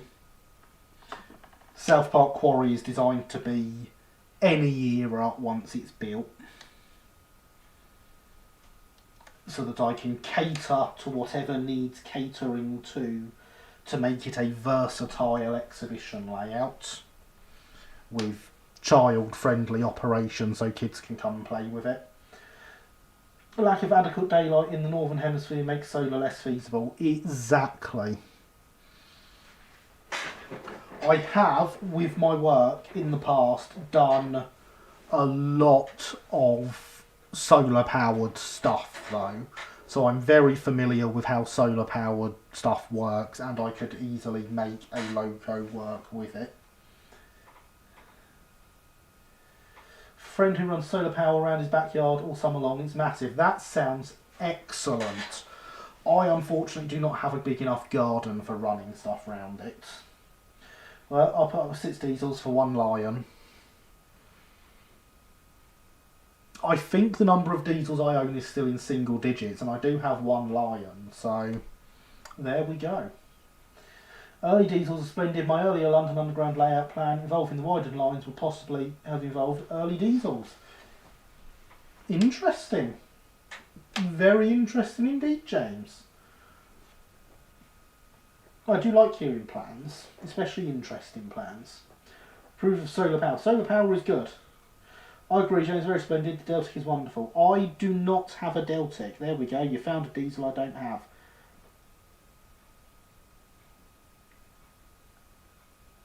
I considered getting a prototype one, I'm not going to lie.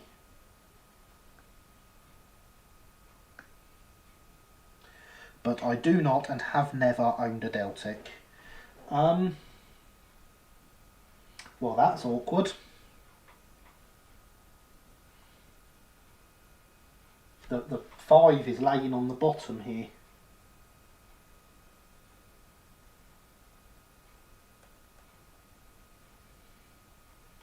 And it's upside down. Oh, but it's come out okay.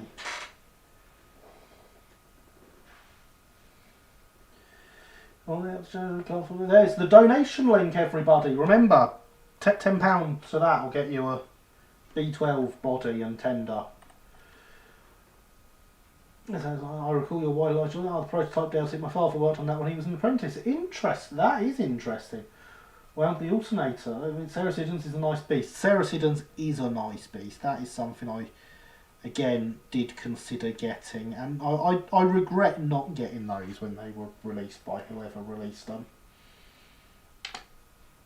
Oh, this is my father worked on Falcon development. He was mainly based at Stratford. Interesting. Can appreciate the later stuff.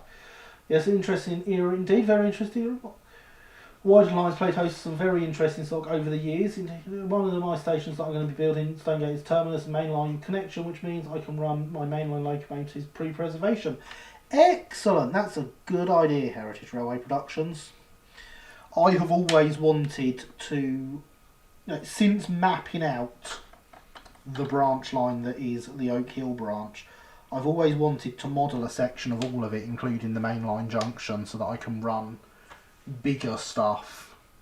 But even then it wouldn't be that big because of where it connects. And there we go, we have a 5399 and a 5399.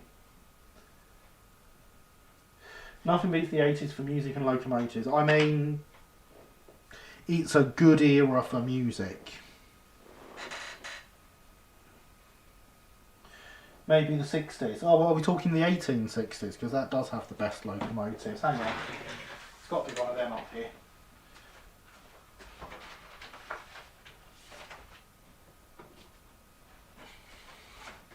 You're quite right. 1860s locomotives were quite good. 80s music, good. Yeah. I know, Alex, I know. I prefer pre-group music. I was going to say 80s, isn't that when Terriers were built? No, 70s were the Terriers, Linny. Hydration is important.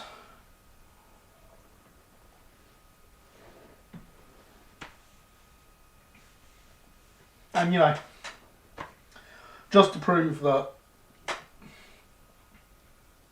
earlier is better, there is always the Thunderbolt. Ain't she a beauty? Off you go, little Craven. There's space for you here. Bringing a lot of stuff over onto here, aren't I?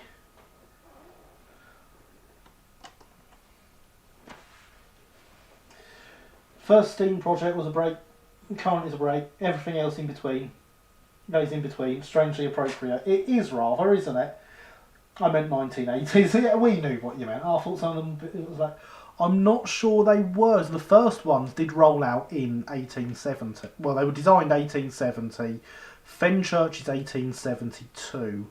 I think they were all 70s. Thunderbolt. Yeah, I thought you'd approve, Killian. Sam, what a little beauty.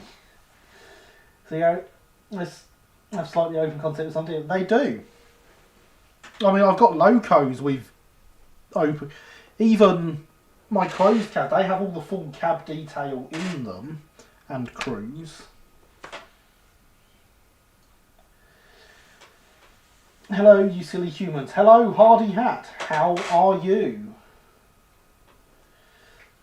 Who are you calling a human? How much did I miss? The brake van is almost finished, but generally we're having a laugh. Oh, I'm a Time Lord. Yeah, fair enough, Killian. Better late than never, indeed. You silly mole. 8 of them built 1880. Ah, fair enough. Fair enough, fair enough. That brake van is indeed looking very brake van-y. Although, the poor vicar here is still missing half an arm. I really must get round to fixing his arm.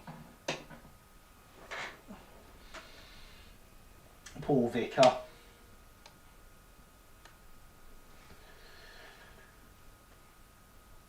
Puny morsels, yes, Linny, yes. Gary, do you have one of those old-fashioned hand-pushy things they used to run around the 2 dudes crank up and down? I do not. They are a Gandhi dancer. I do not have a Gandhi dancer.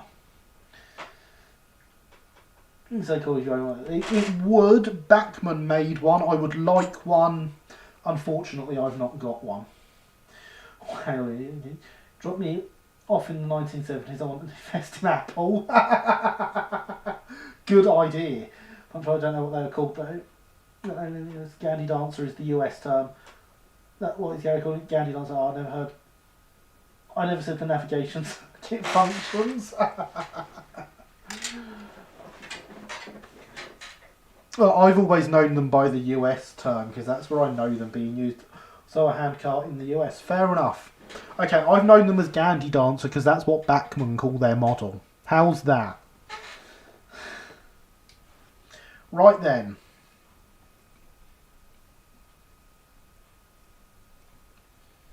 That seems ready to take transfers. So that needs on here 2000.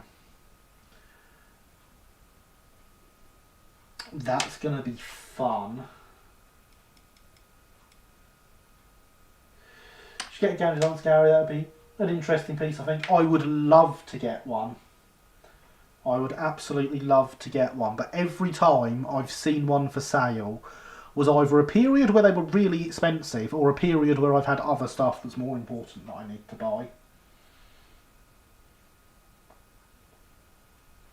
Oh wait, drop me off in the 1890s and I'll take photos of the trains for you all. That's a good idea. I like that idea. Handcar, also known as pump trolley, pump car, jigger, Kalamazoo, velocipede, or... No, I can't read that. It's a railroad car powered by its passengers or by people pushing the car from behind. Fair enough. Especially the pulley on it like that. That would be excellent. Any requests? Terriers. All the terriers. Every single one of them. I put all my money in coal. It's the future. Yes, good idea. Gladly, just send us the time machine. We'll set it up for you. Metropolitan District. Well, my favourite local was already in the museum by then. Just... You have splendid taste. Why thank you. Would rather just be taken back and left and forget the photos. Yeah, fair enough, Alex. Does anyone who know how to disguise a modern camera in 1890s? Don't bother. Right, Dre scene. Fair enough. Okay. Put a wooden box with black cake. Yep, that'll do. Never mind disguising it. How would you charge the batteries? I wonder how many Virgin starts there are. Maybe I can just buy everything in Barry's scrapyard before it gets cut up. That's also a good idea. Got to buy somewhere to keep it though. Right. Tear weights. This is where the glasses come out.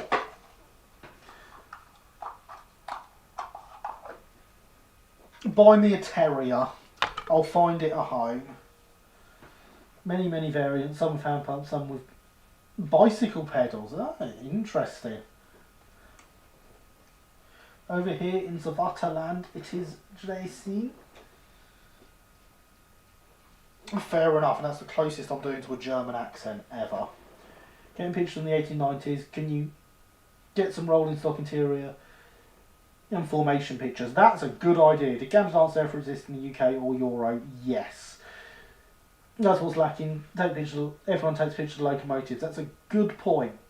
That is a very good point, James. Although I do have some very nice pictures of interiors of Brighton carriages.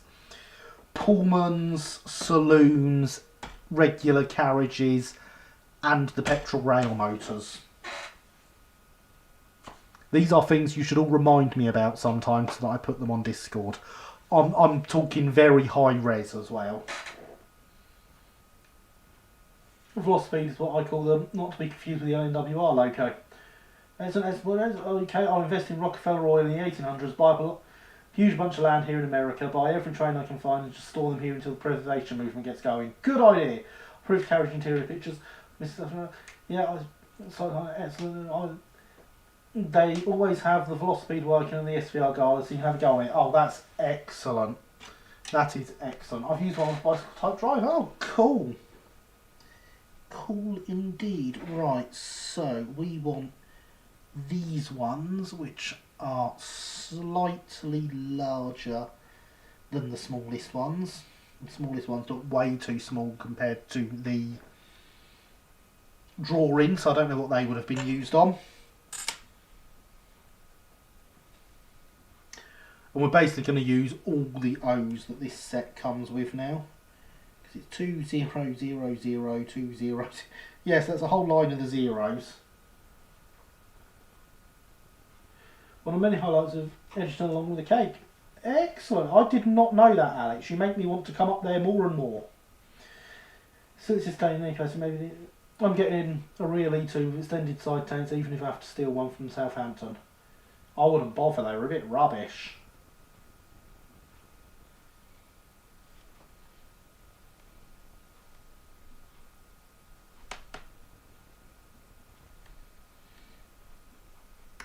So, some 2s.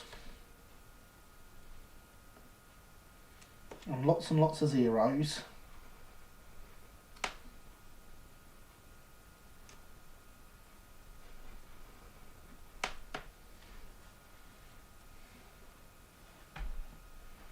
Someone mentioned cake. Yes, it was Alex that mentioned cake. Get a second E1 instead. Yeah, second E1 would be much better. I'll take you along and buy your whole fleet of terriers. Good idea. I could use with a fleet of terriers.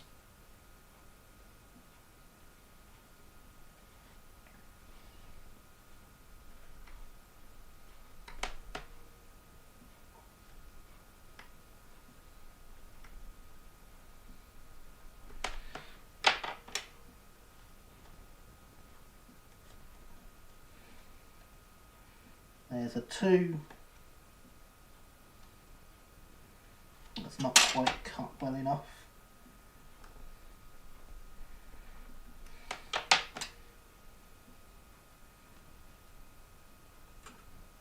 It still isn't. I need to change the blade on this knife. Because it's got no tip anymore. There's a 2 for the other side. If I come right down to the bottom here and take this whole strip out, that'll be easier, he says, hopefully.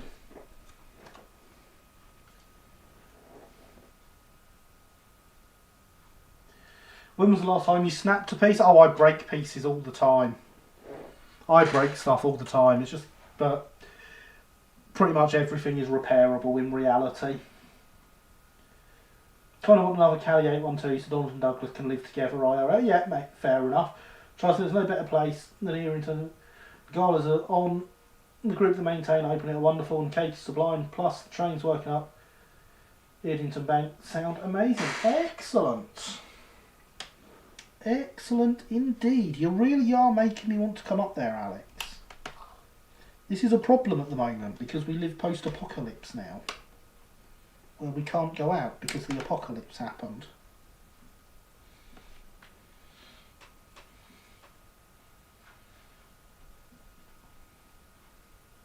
While I'm back there, shall I start Dr. Beeching? No, Dr. Beeching was not the bad guy.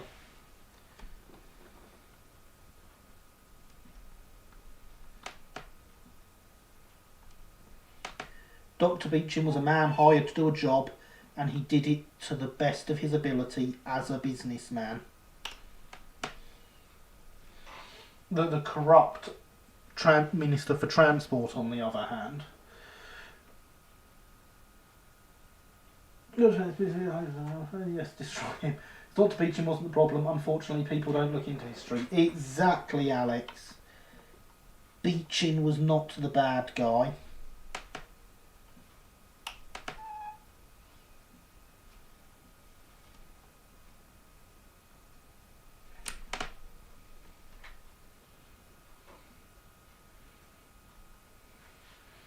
Do decals get expensive? I mean, if you buy enough of them, yes.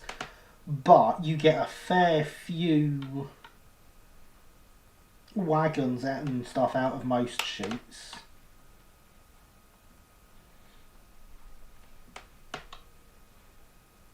But obviously, everything gets expensive if you buy it enough.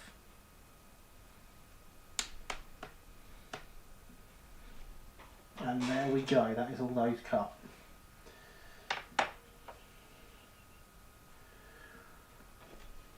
And the bot wants to remind you all that hydration is important, as is going to my merch store and buying yourself a mug that says hydration is important, and has a terrier on the other side, because mugs with terriers on are the best mugs.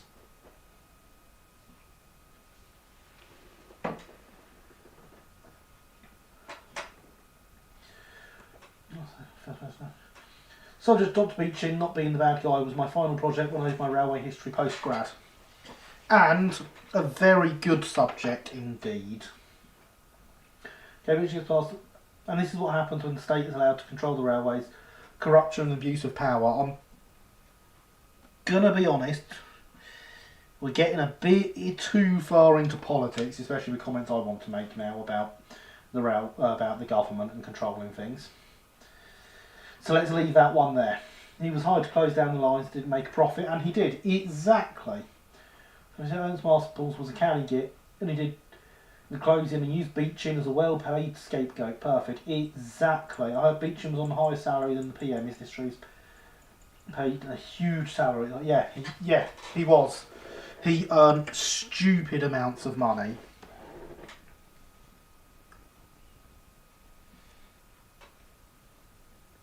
Let's put that O in there.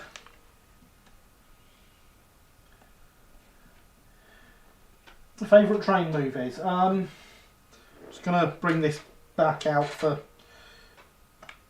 no particular reason.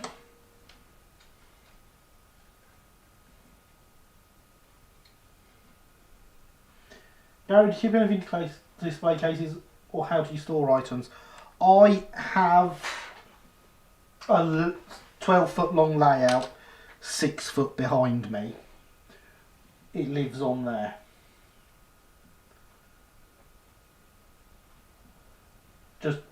Just no, Linny.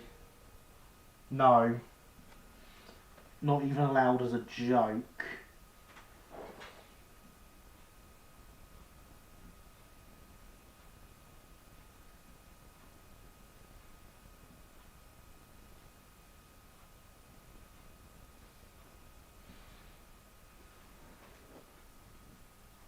That O is in the bottom of the water.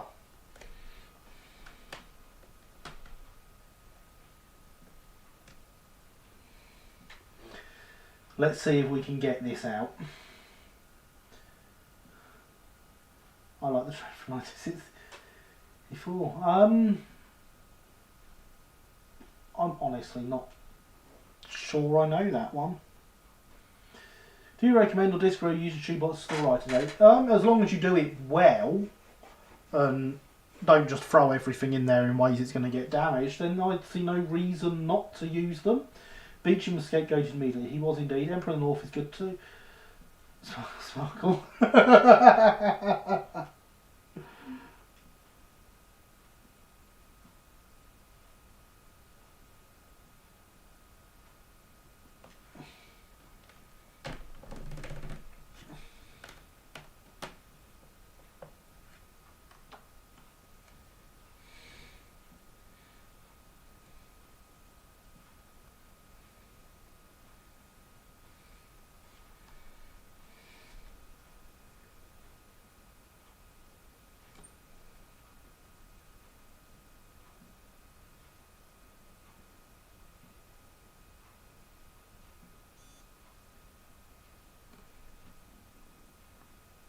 And there is an O. You have to take my word on that. Do you have the Harry Potter? I do not have the Hogwarts Express.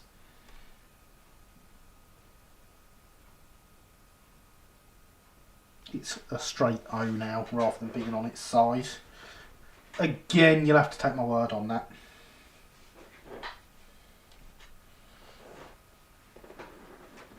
Only 3 more O's to go, and a 2, and then we can do it all again on the other side.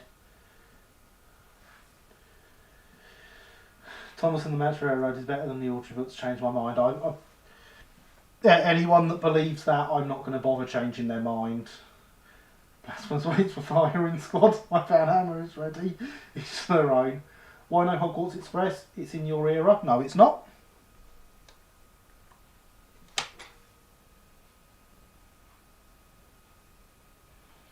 It's not in my era.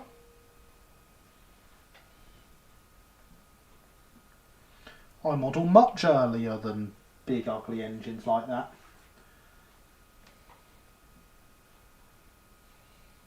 It's conversation now, isn't it? I have an old model rail magazine with a letter from Audrey. 5 years ago, Hogwarts Express is crime against nature and the railways. Briefing. When were the castles / manors built? Someone? I actually don't know whether it's a castle or a manor.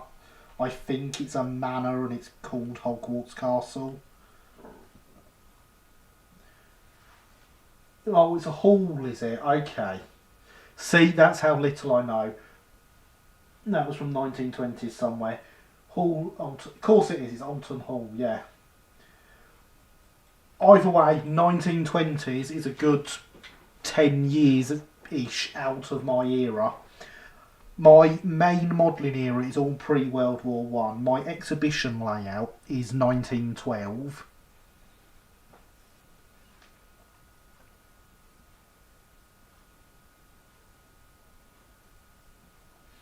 The O came off. Did it go on there? It did not, so it's in the water. Oh yes, I see it, floating in the top. This is where a white bench is not helpful.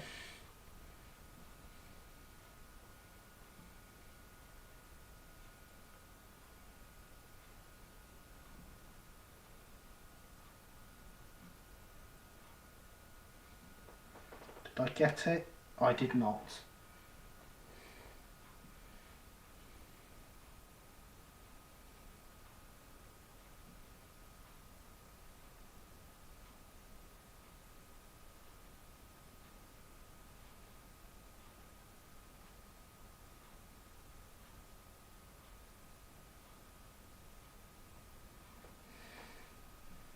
I did not get it then either.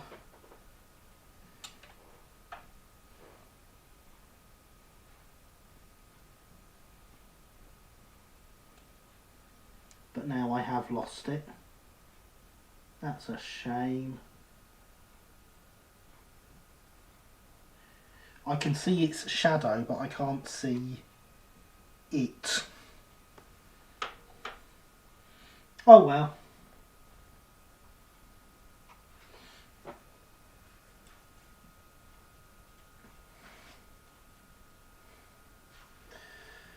Would you ever model boats? Yes. It's the short answer to that. There are a couple of ships I'd like to make models of. I mean, they were owned by the railway, but that's not the point. But it's a very definite yes.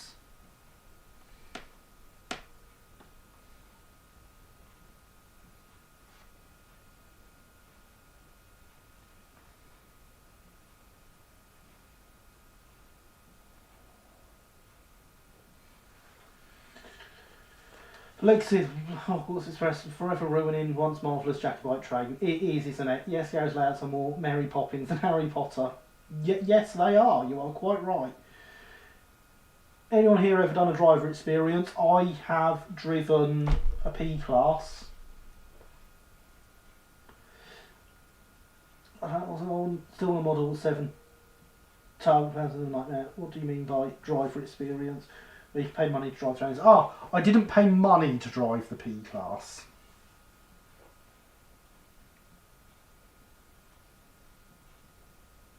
I was cheeky and got lucky. But yeah, I'd like to model the LBSC's ferries.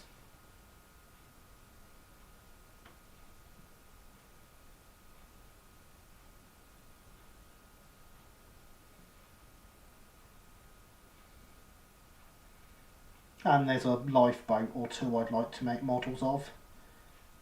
And a fishing vessel.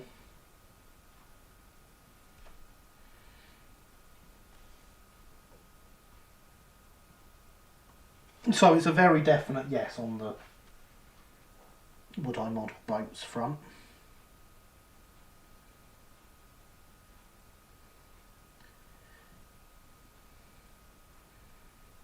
Look at that, there's a second O. It's on the sole bar. Yay, there's two O's on the sole bar. Driven all sorts of stuff, but not a train. On the model, the tugs, fair enough, I can see why. The fat thing is it's easy to use on my table, can't do that precise stuff on my finger.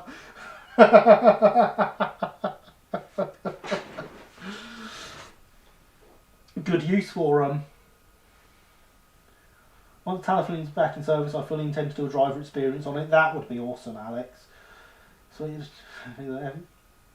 have you seen Laura's episode of Dog? Oh yes, I've drive her or dog up. If the mods ask you to do something, you must comply. The mods are gods.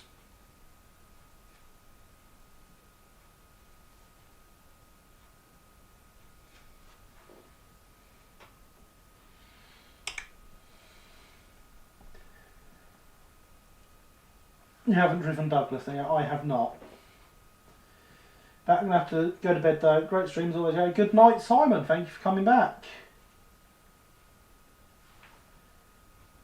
And saying good night. Laura's channel called Laurie Goes Loco. He does. I've only seen a couple of his videos, but I'm aware of who he is. So yes, thank you for coming, Simon. Good night, sleep well, and all the best. It's been great to have you here, as always. I don't tend to watch railway YouTubers. Yeah, no, I can see why.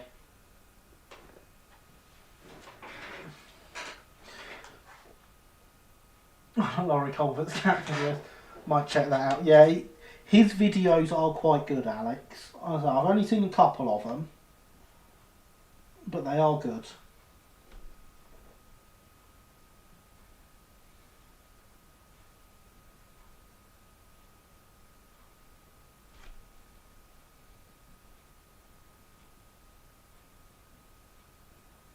There we go, look, that 2 went nicely, unlike the O's.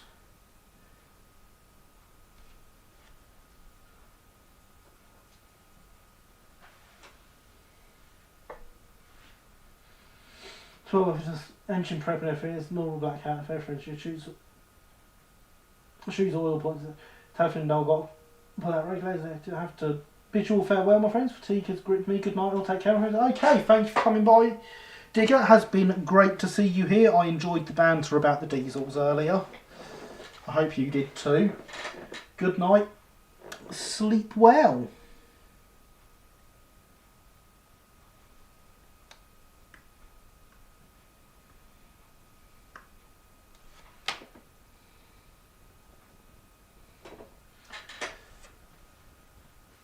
Yeah, I should go too. Got stuff to do. Okay, thank you for popping by.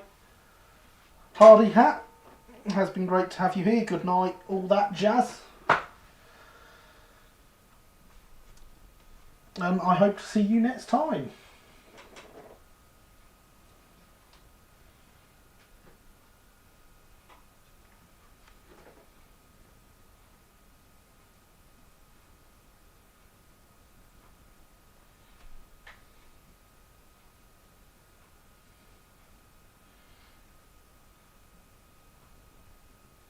Yeah, that's not what I wanted. The backing paper just came off the backing paper.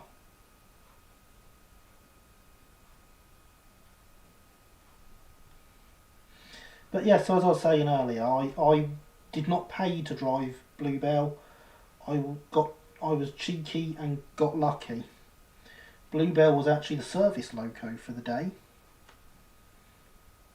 And when she pulled into the station, I approached the cab and asked if I could take some pictures of the interior for a P-Class model I was making at the time, to which the crew said yes. My ex's son came up and said to the driver, "Can we come in?" And the fireman was down uncoupling from the train, ready to run round at the time. So the driver said, "Yeah, sure, jump up." So we got in. And then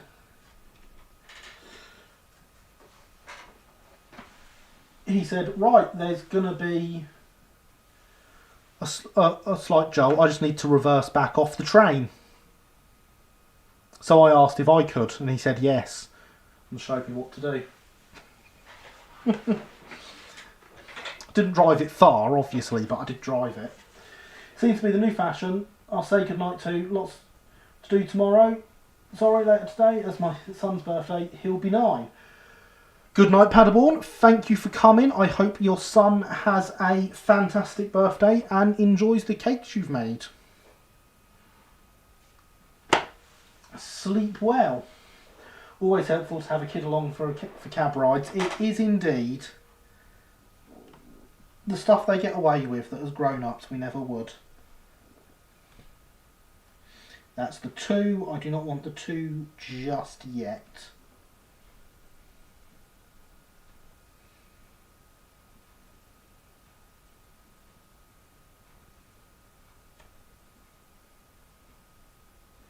And let's get the O in there.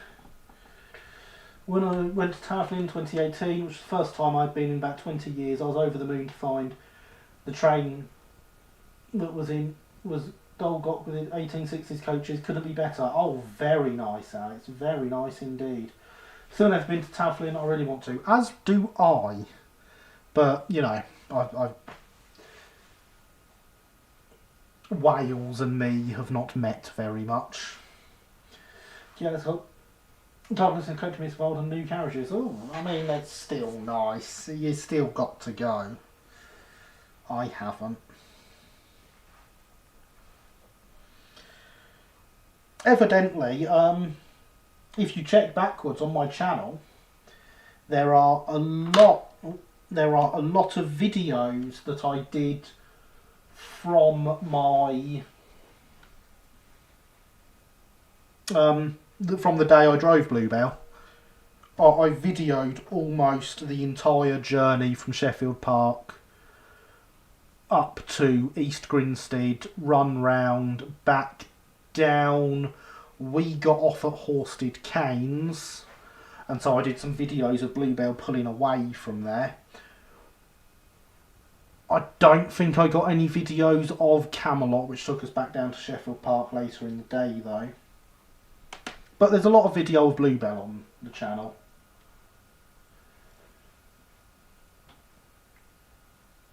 Everyone must go to Southend at least once, preferably 10 to 20 times. I will try and do it, Alex.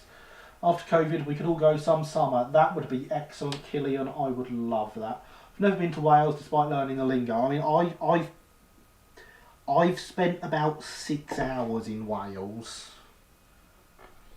And it was the part of Wales where they don't speak Welsh. So, that O's gone. Got no sign of that one at all.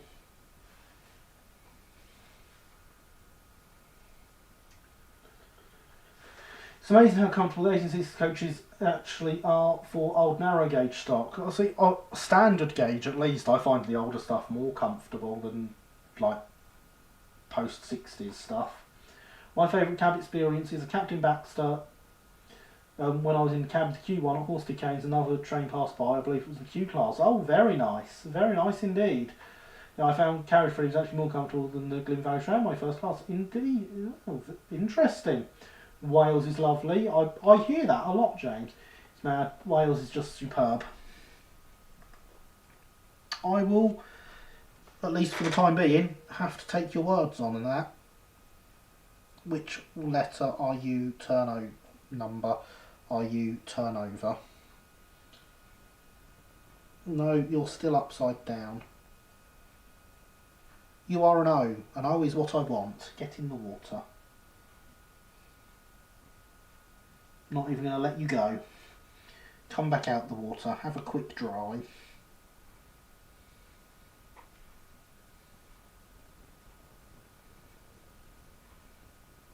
The backing paper is giving up. That's got to be a testament to how old these transfers are.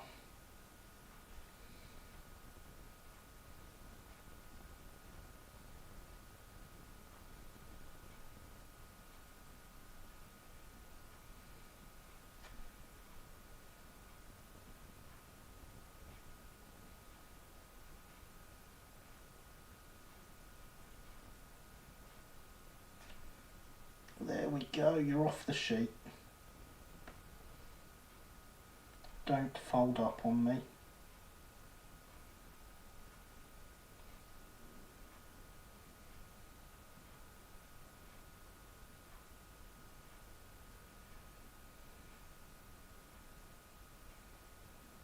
No, that's what I told you not to do. So I hate tear numbers. Have I ever said this? I will champion Wales until the day I die. Fair enough. 'Tis no accident my favourite loco is the oldest loco in Wales. Well, it'd be a bit odd if your favourite loco was an accident.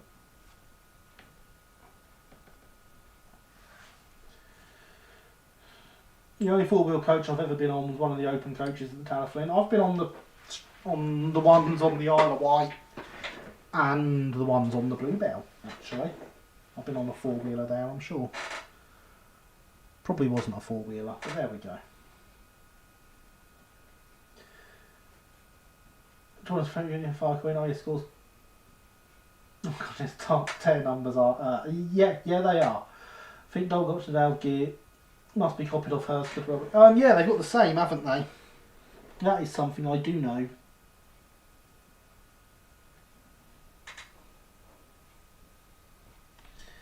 But yes, to say that tear numbers are not fun is not giving tear numbers the credit they deserve for the pain they cause.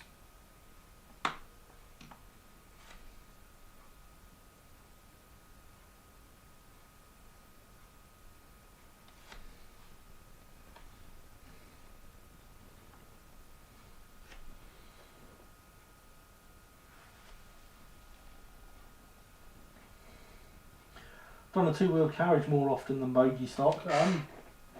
Interesting. Back to front folded back on itself. Okay. I've been in a Billington four-wheeler on the Isle of Wight with Gary Rice. Indeed you have, Linny. I have been on a Billington four-wheeler on the Isle of Wight with you. Isn't that a coincidence? Not a bad thing. But all travelling in mainly small coaching stock. It is very nice. Indeed it is.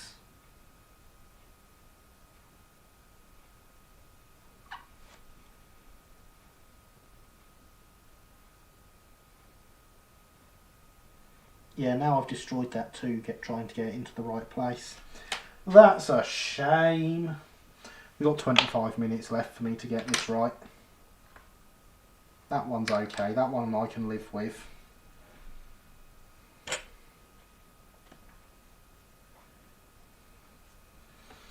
Let's get another 2.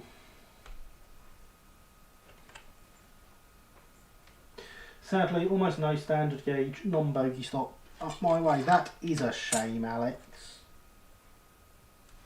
In fact, it's not just a shame, it's a crime.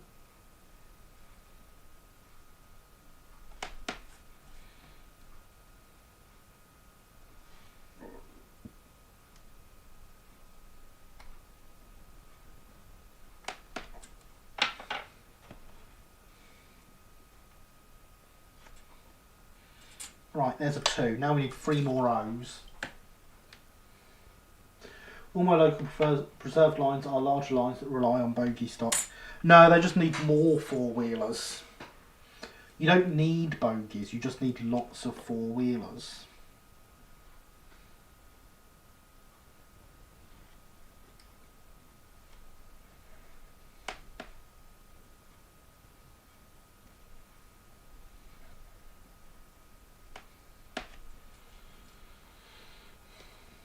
Although I'm always happy to travel in the SVR, LMS or Gresley stock. Yep, fair enough. LMS coaches are very nice to ride in. Excellent. I approve of being nice to ride in.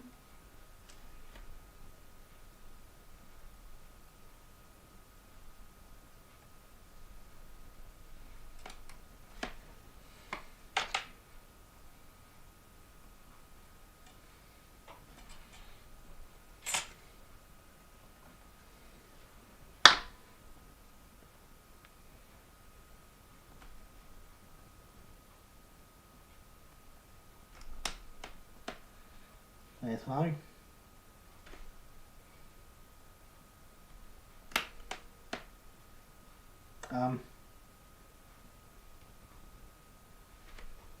Those transfers went flying over here.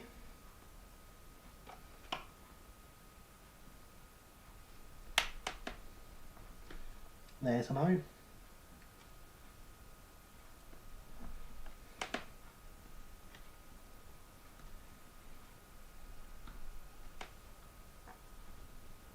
And there's an O.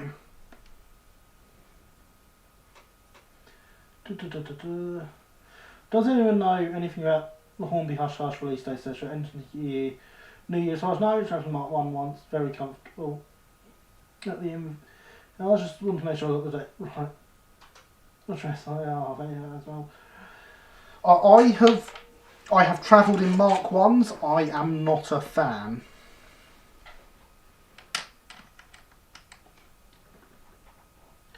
And neither are the children. On one of our trips to the Bluebell, we had Southeastern and Chatham 100-wheeler in one direction and a Mark 1 second open in the other direction.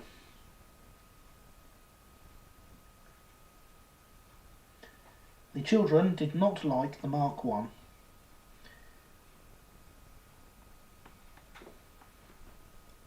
The 100-seater was much more comfortable. I've just found one of the O's floating on top of the water. I know where it is now. We're going to try and rescue it.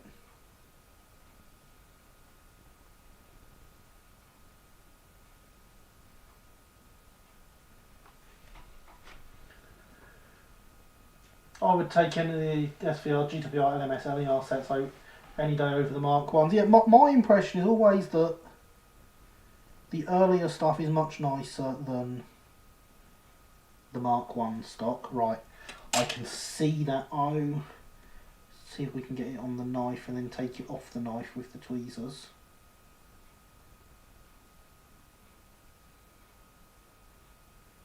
It is on the knife.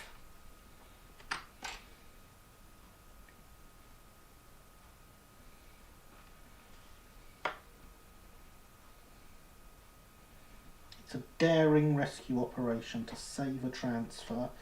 There's no way I'm getting this in the gap. And it's on the sole bar.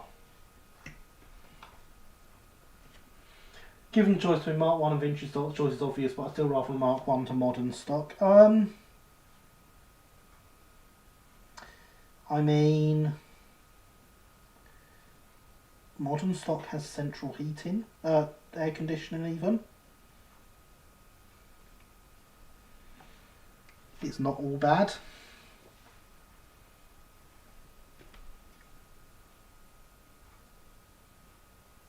I love how I literally said the opposite of the thing I wanted to say. The thing where I don't like open coaches, I get mentally uncomfortable if I don't have a compartment. I much prefer compartment coaches.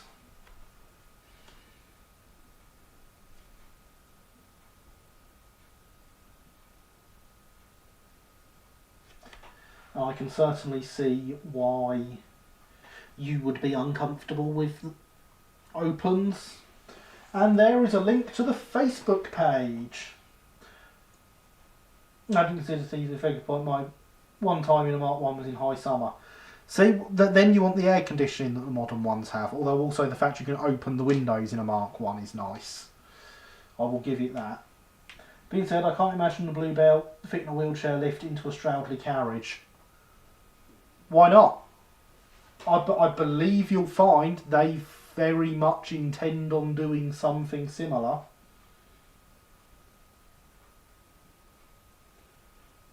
They can chop up Mark 1s though, as they're pretty common still. Maybe compartments will come back in preference with the COVID. Possibly. Yeah, you're absolutely right, need the compartment. So, Linny, the Pullman that the Bluebell have sat in the workshop at the moment is getting a wheelchair lift. In fact, it's already got its wheelchair lift been fitted to it. Is not one of the LCDR coaches wheelchair accessible? You may well be right, Killian. You may well be right. Can't see compartments ever coming back on the national network. It limits passenger numbers too much. That's true. Well, they don't have the wheelchair accessible SE&CR coach. They do. This Mark 1 has a lift that means you don't have to push the chair up the ramp. The Pullman also has the same. The Pullman they're doing up has the same lift as the Mark 1. I do believe there is more stock they intend on fitting with that same lift system.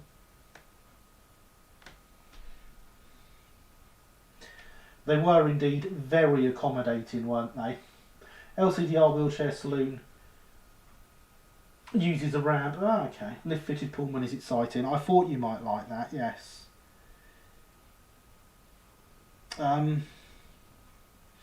There it is. ICU transfer.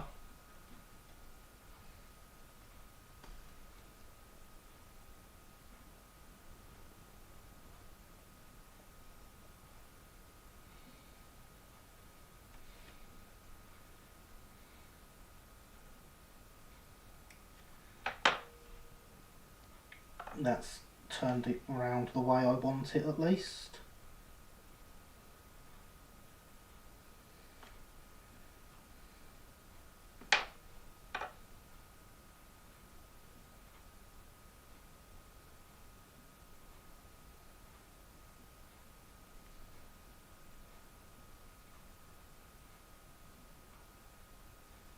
And there is the third O.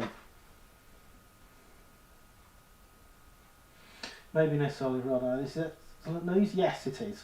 Modern railway companies, much like airlines, are only concerned how many people can be crammed in at any time. True. Let's hope they don't realise they could fit more people in by taking the seats out. I wouldn't be surprised if there are some out there that have considered that, to be honest, Killian. Turns out you can fit 2.3 people standing in the space of a single chair, so rip out all the chairs.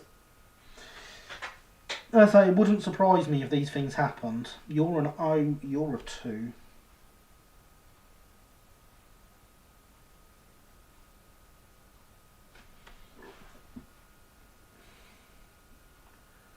If you haven't ridden the S stock on the underground, I don't know underground stock well enough to know. Those coaches, cattle trucks. Yes. Seeing the inside S stock, that'd be nice. As a person who rides or rode the subway daily, I would have been happy for the option. I've not ridden since March. Yes, the joys of living post-apocalypse.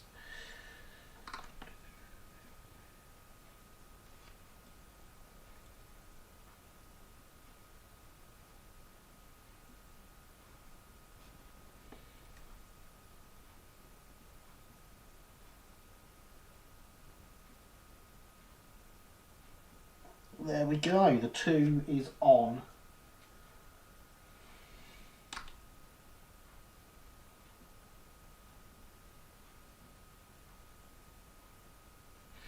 The tear number is on. it's done. Hydration is extremely important, but the hydration vessel is empty. They have full width corridors between the cars. Oh, okay.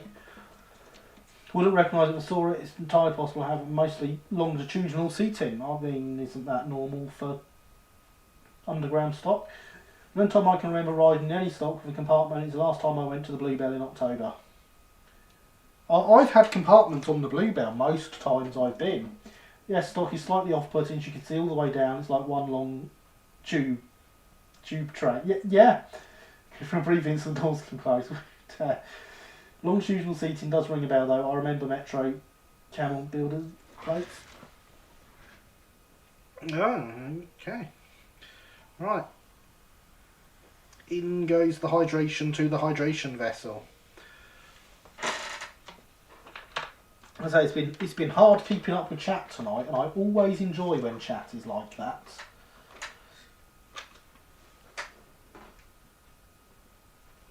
I see a link to the S-Stock Wikipedia page just been posted on Discord. Right, remember everyone, hydration is very important, especially after you've finished a job like that one.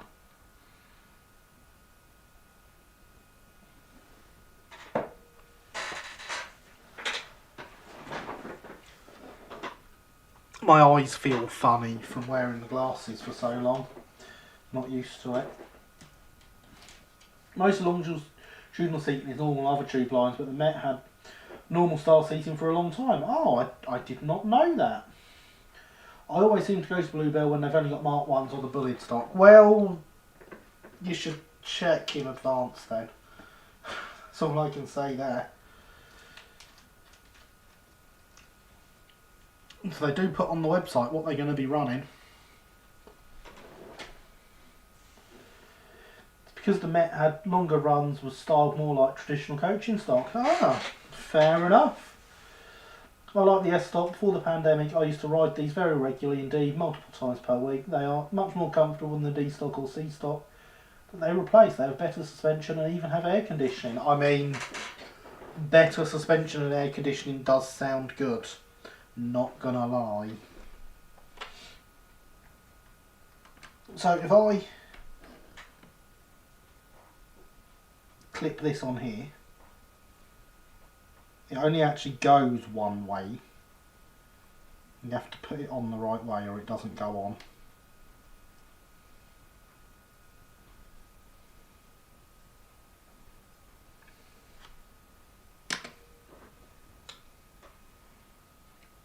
And then I plonk this on here.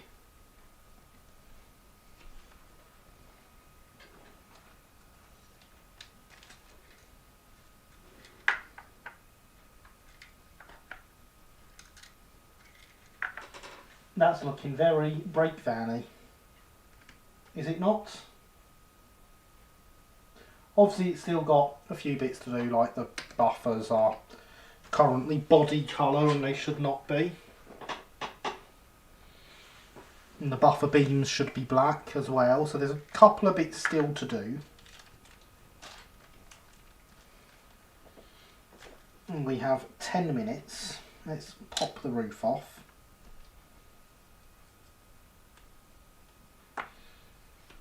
Turn it upside down and fetch a coupling hook.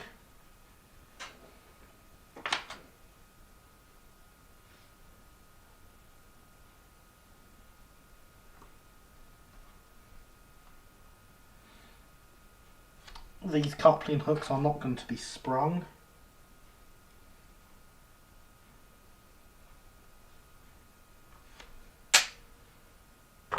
They are.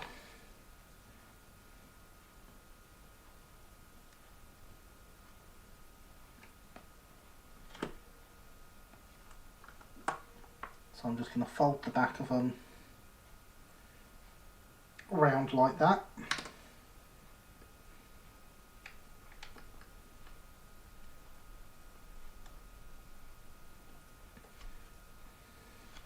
That needs its 3 links fitting, but that can come after I put some paint on it.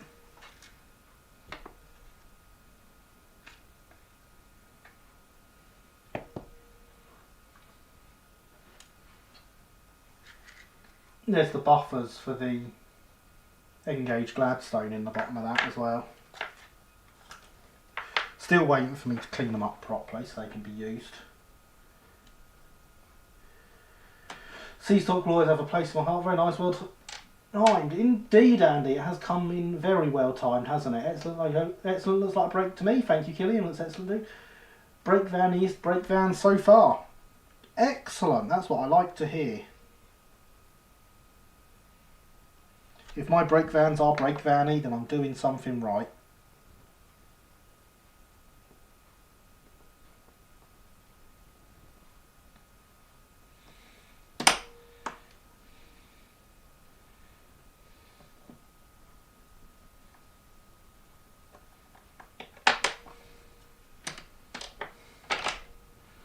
Right then, a little bit of black paint around those buffer beams.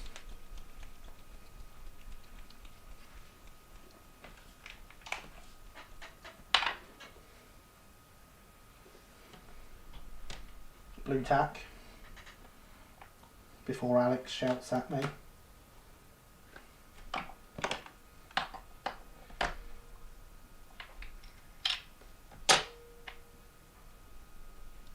Actually, we're going to put the big brush away and get a little brush to do this with. Do you have a source for black buffer beams? The photo next to me, page number? No? Hang on a second, I'll get your page number.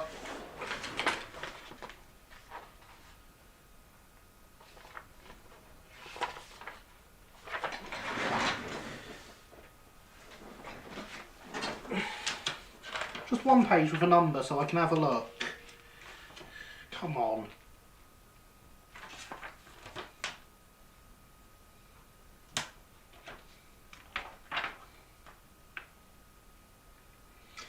Page 113, there is a brake van that has been, oh, I didn't even know soul bars were black. They might not have been, to be fair.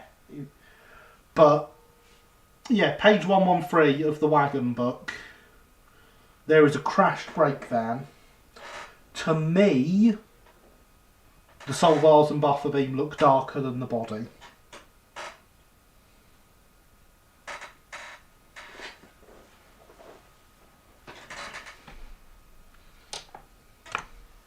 If I've got it wrong, I have to go back over it again. It's not the end of the world. I need to have machine guns for my brake vans. Actually make them worthy name. Pillbox brake vans. Yep, fair enough, Alex. Yeah, that is one. That's the only one in the book in SE&CR livery that you can actually see the buffer beam. And to my eyes, at least, it looks darker than the body. Page 113. Yeah, 113.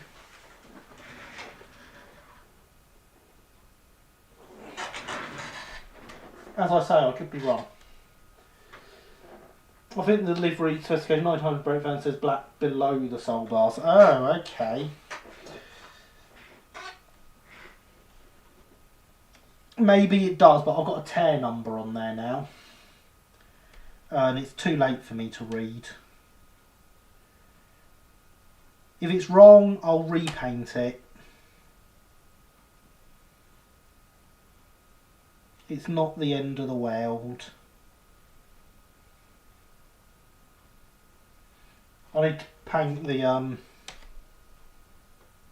coupling hook anyway.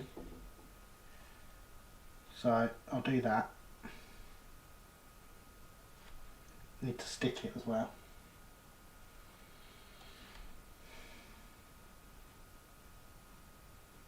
Either way, we have finished this tonight and we will not be doing it next week. If you have any suggestions, leg car normally includes soul bars, headstock, buffer beams, buffer guides. Female livery specifications say 100% actually all vehicles are painted fully to spec. We cannot, but the fact that this one is a number known probably means we know it's livery and there's a photo of it. Never mind, I'll tell you what, I'll paint this one and then I'll leave the other one unpainted or unblackened. I say if I have to paint it again, I have to paint it again. It's not the end of the world.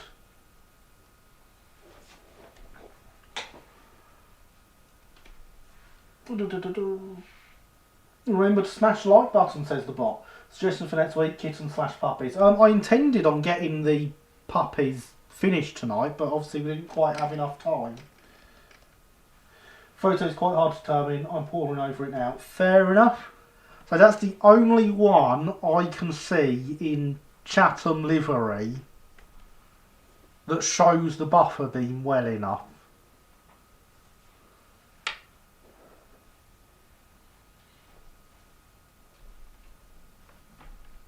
I say, to me it looks darker. I could be wrong. I'm not, you know, if I'm wrong, I'm wrong. It's not the end of the world.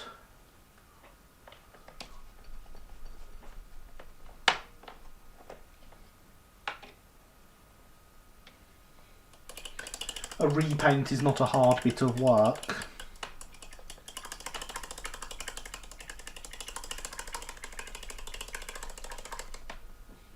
He says after spending that long on the tear numbers.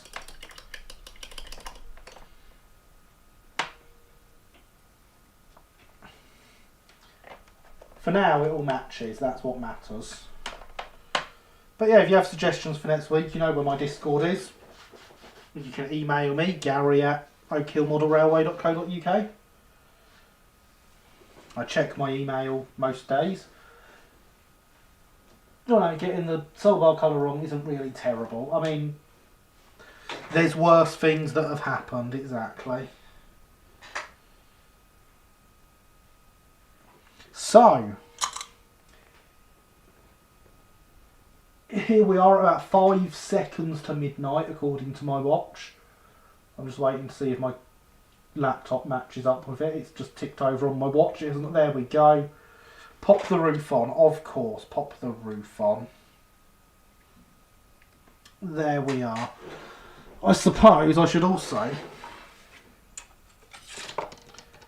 bring my little bit of track down to plonk it on. I really need to replace this bit of track with a bit that is actually 16.5.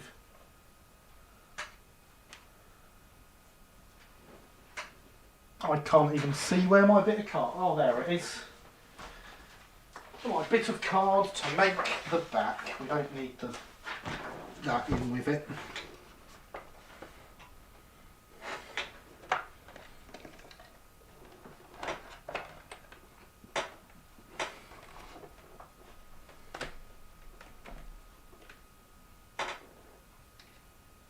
And there we are. One brake van finished.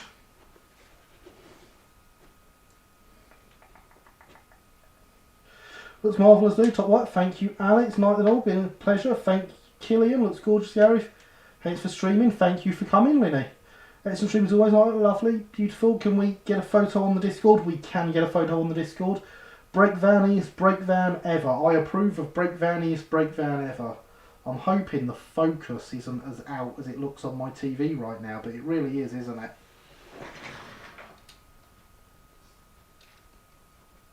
But yes, we can get a photo on the Discord that will actually be in focus. That looks better. Or, yeah, there we go, that looks better than it was. So, thank you for coming, everyone. I've had an absolutely fantastic time. I hope you have too. No, I can't get my... I've got a video I want to do, but I can't do it this week, unfortunately. So, it will probably only be the review on Thursday again before we come back next weekend for the live stream on Sunday. And I look forward to seeing you then. I look forward to finding out what our project is going to be. Because I honestly have no idea right now. Thank you very much for streaming. That's okay. Heritage Road Productions is a bit out. Brake Break Vanier than Break Van Face. Better. 5399, indeed. I approve of tear numbers, but maybe Break Vanier even than that. Project Kittens. We'll see, James. So yes, thank you for coming. I have been Gary. This has been Let's Build. You have been absolutely awesome. Good night.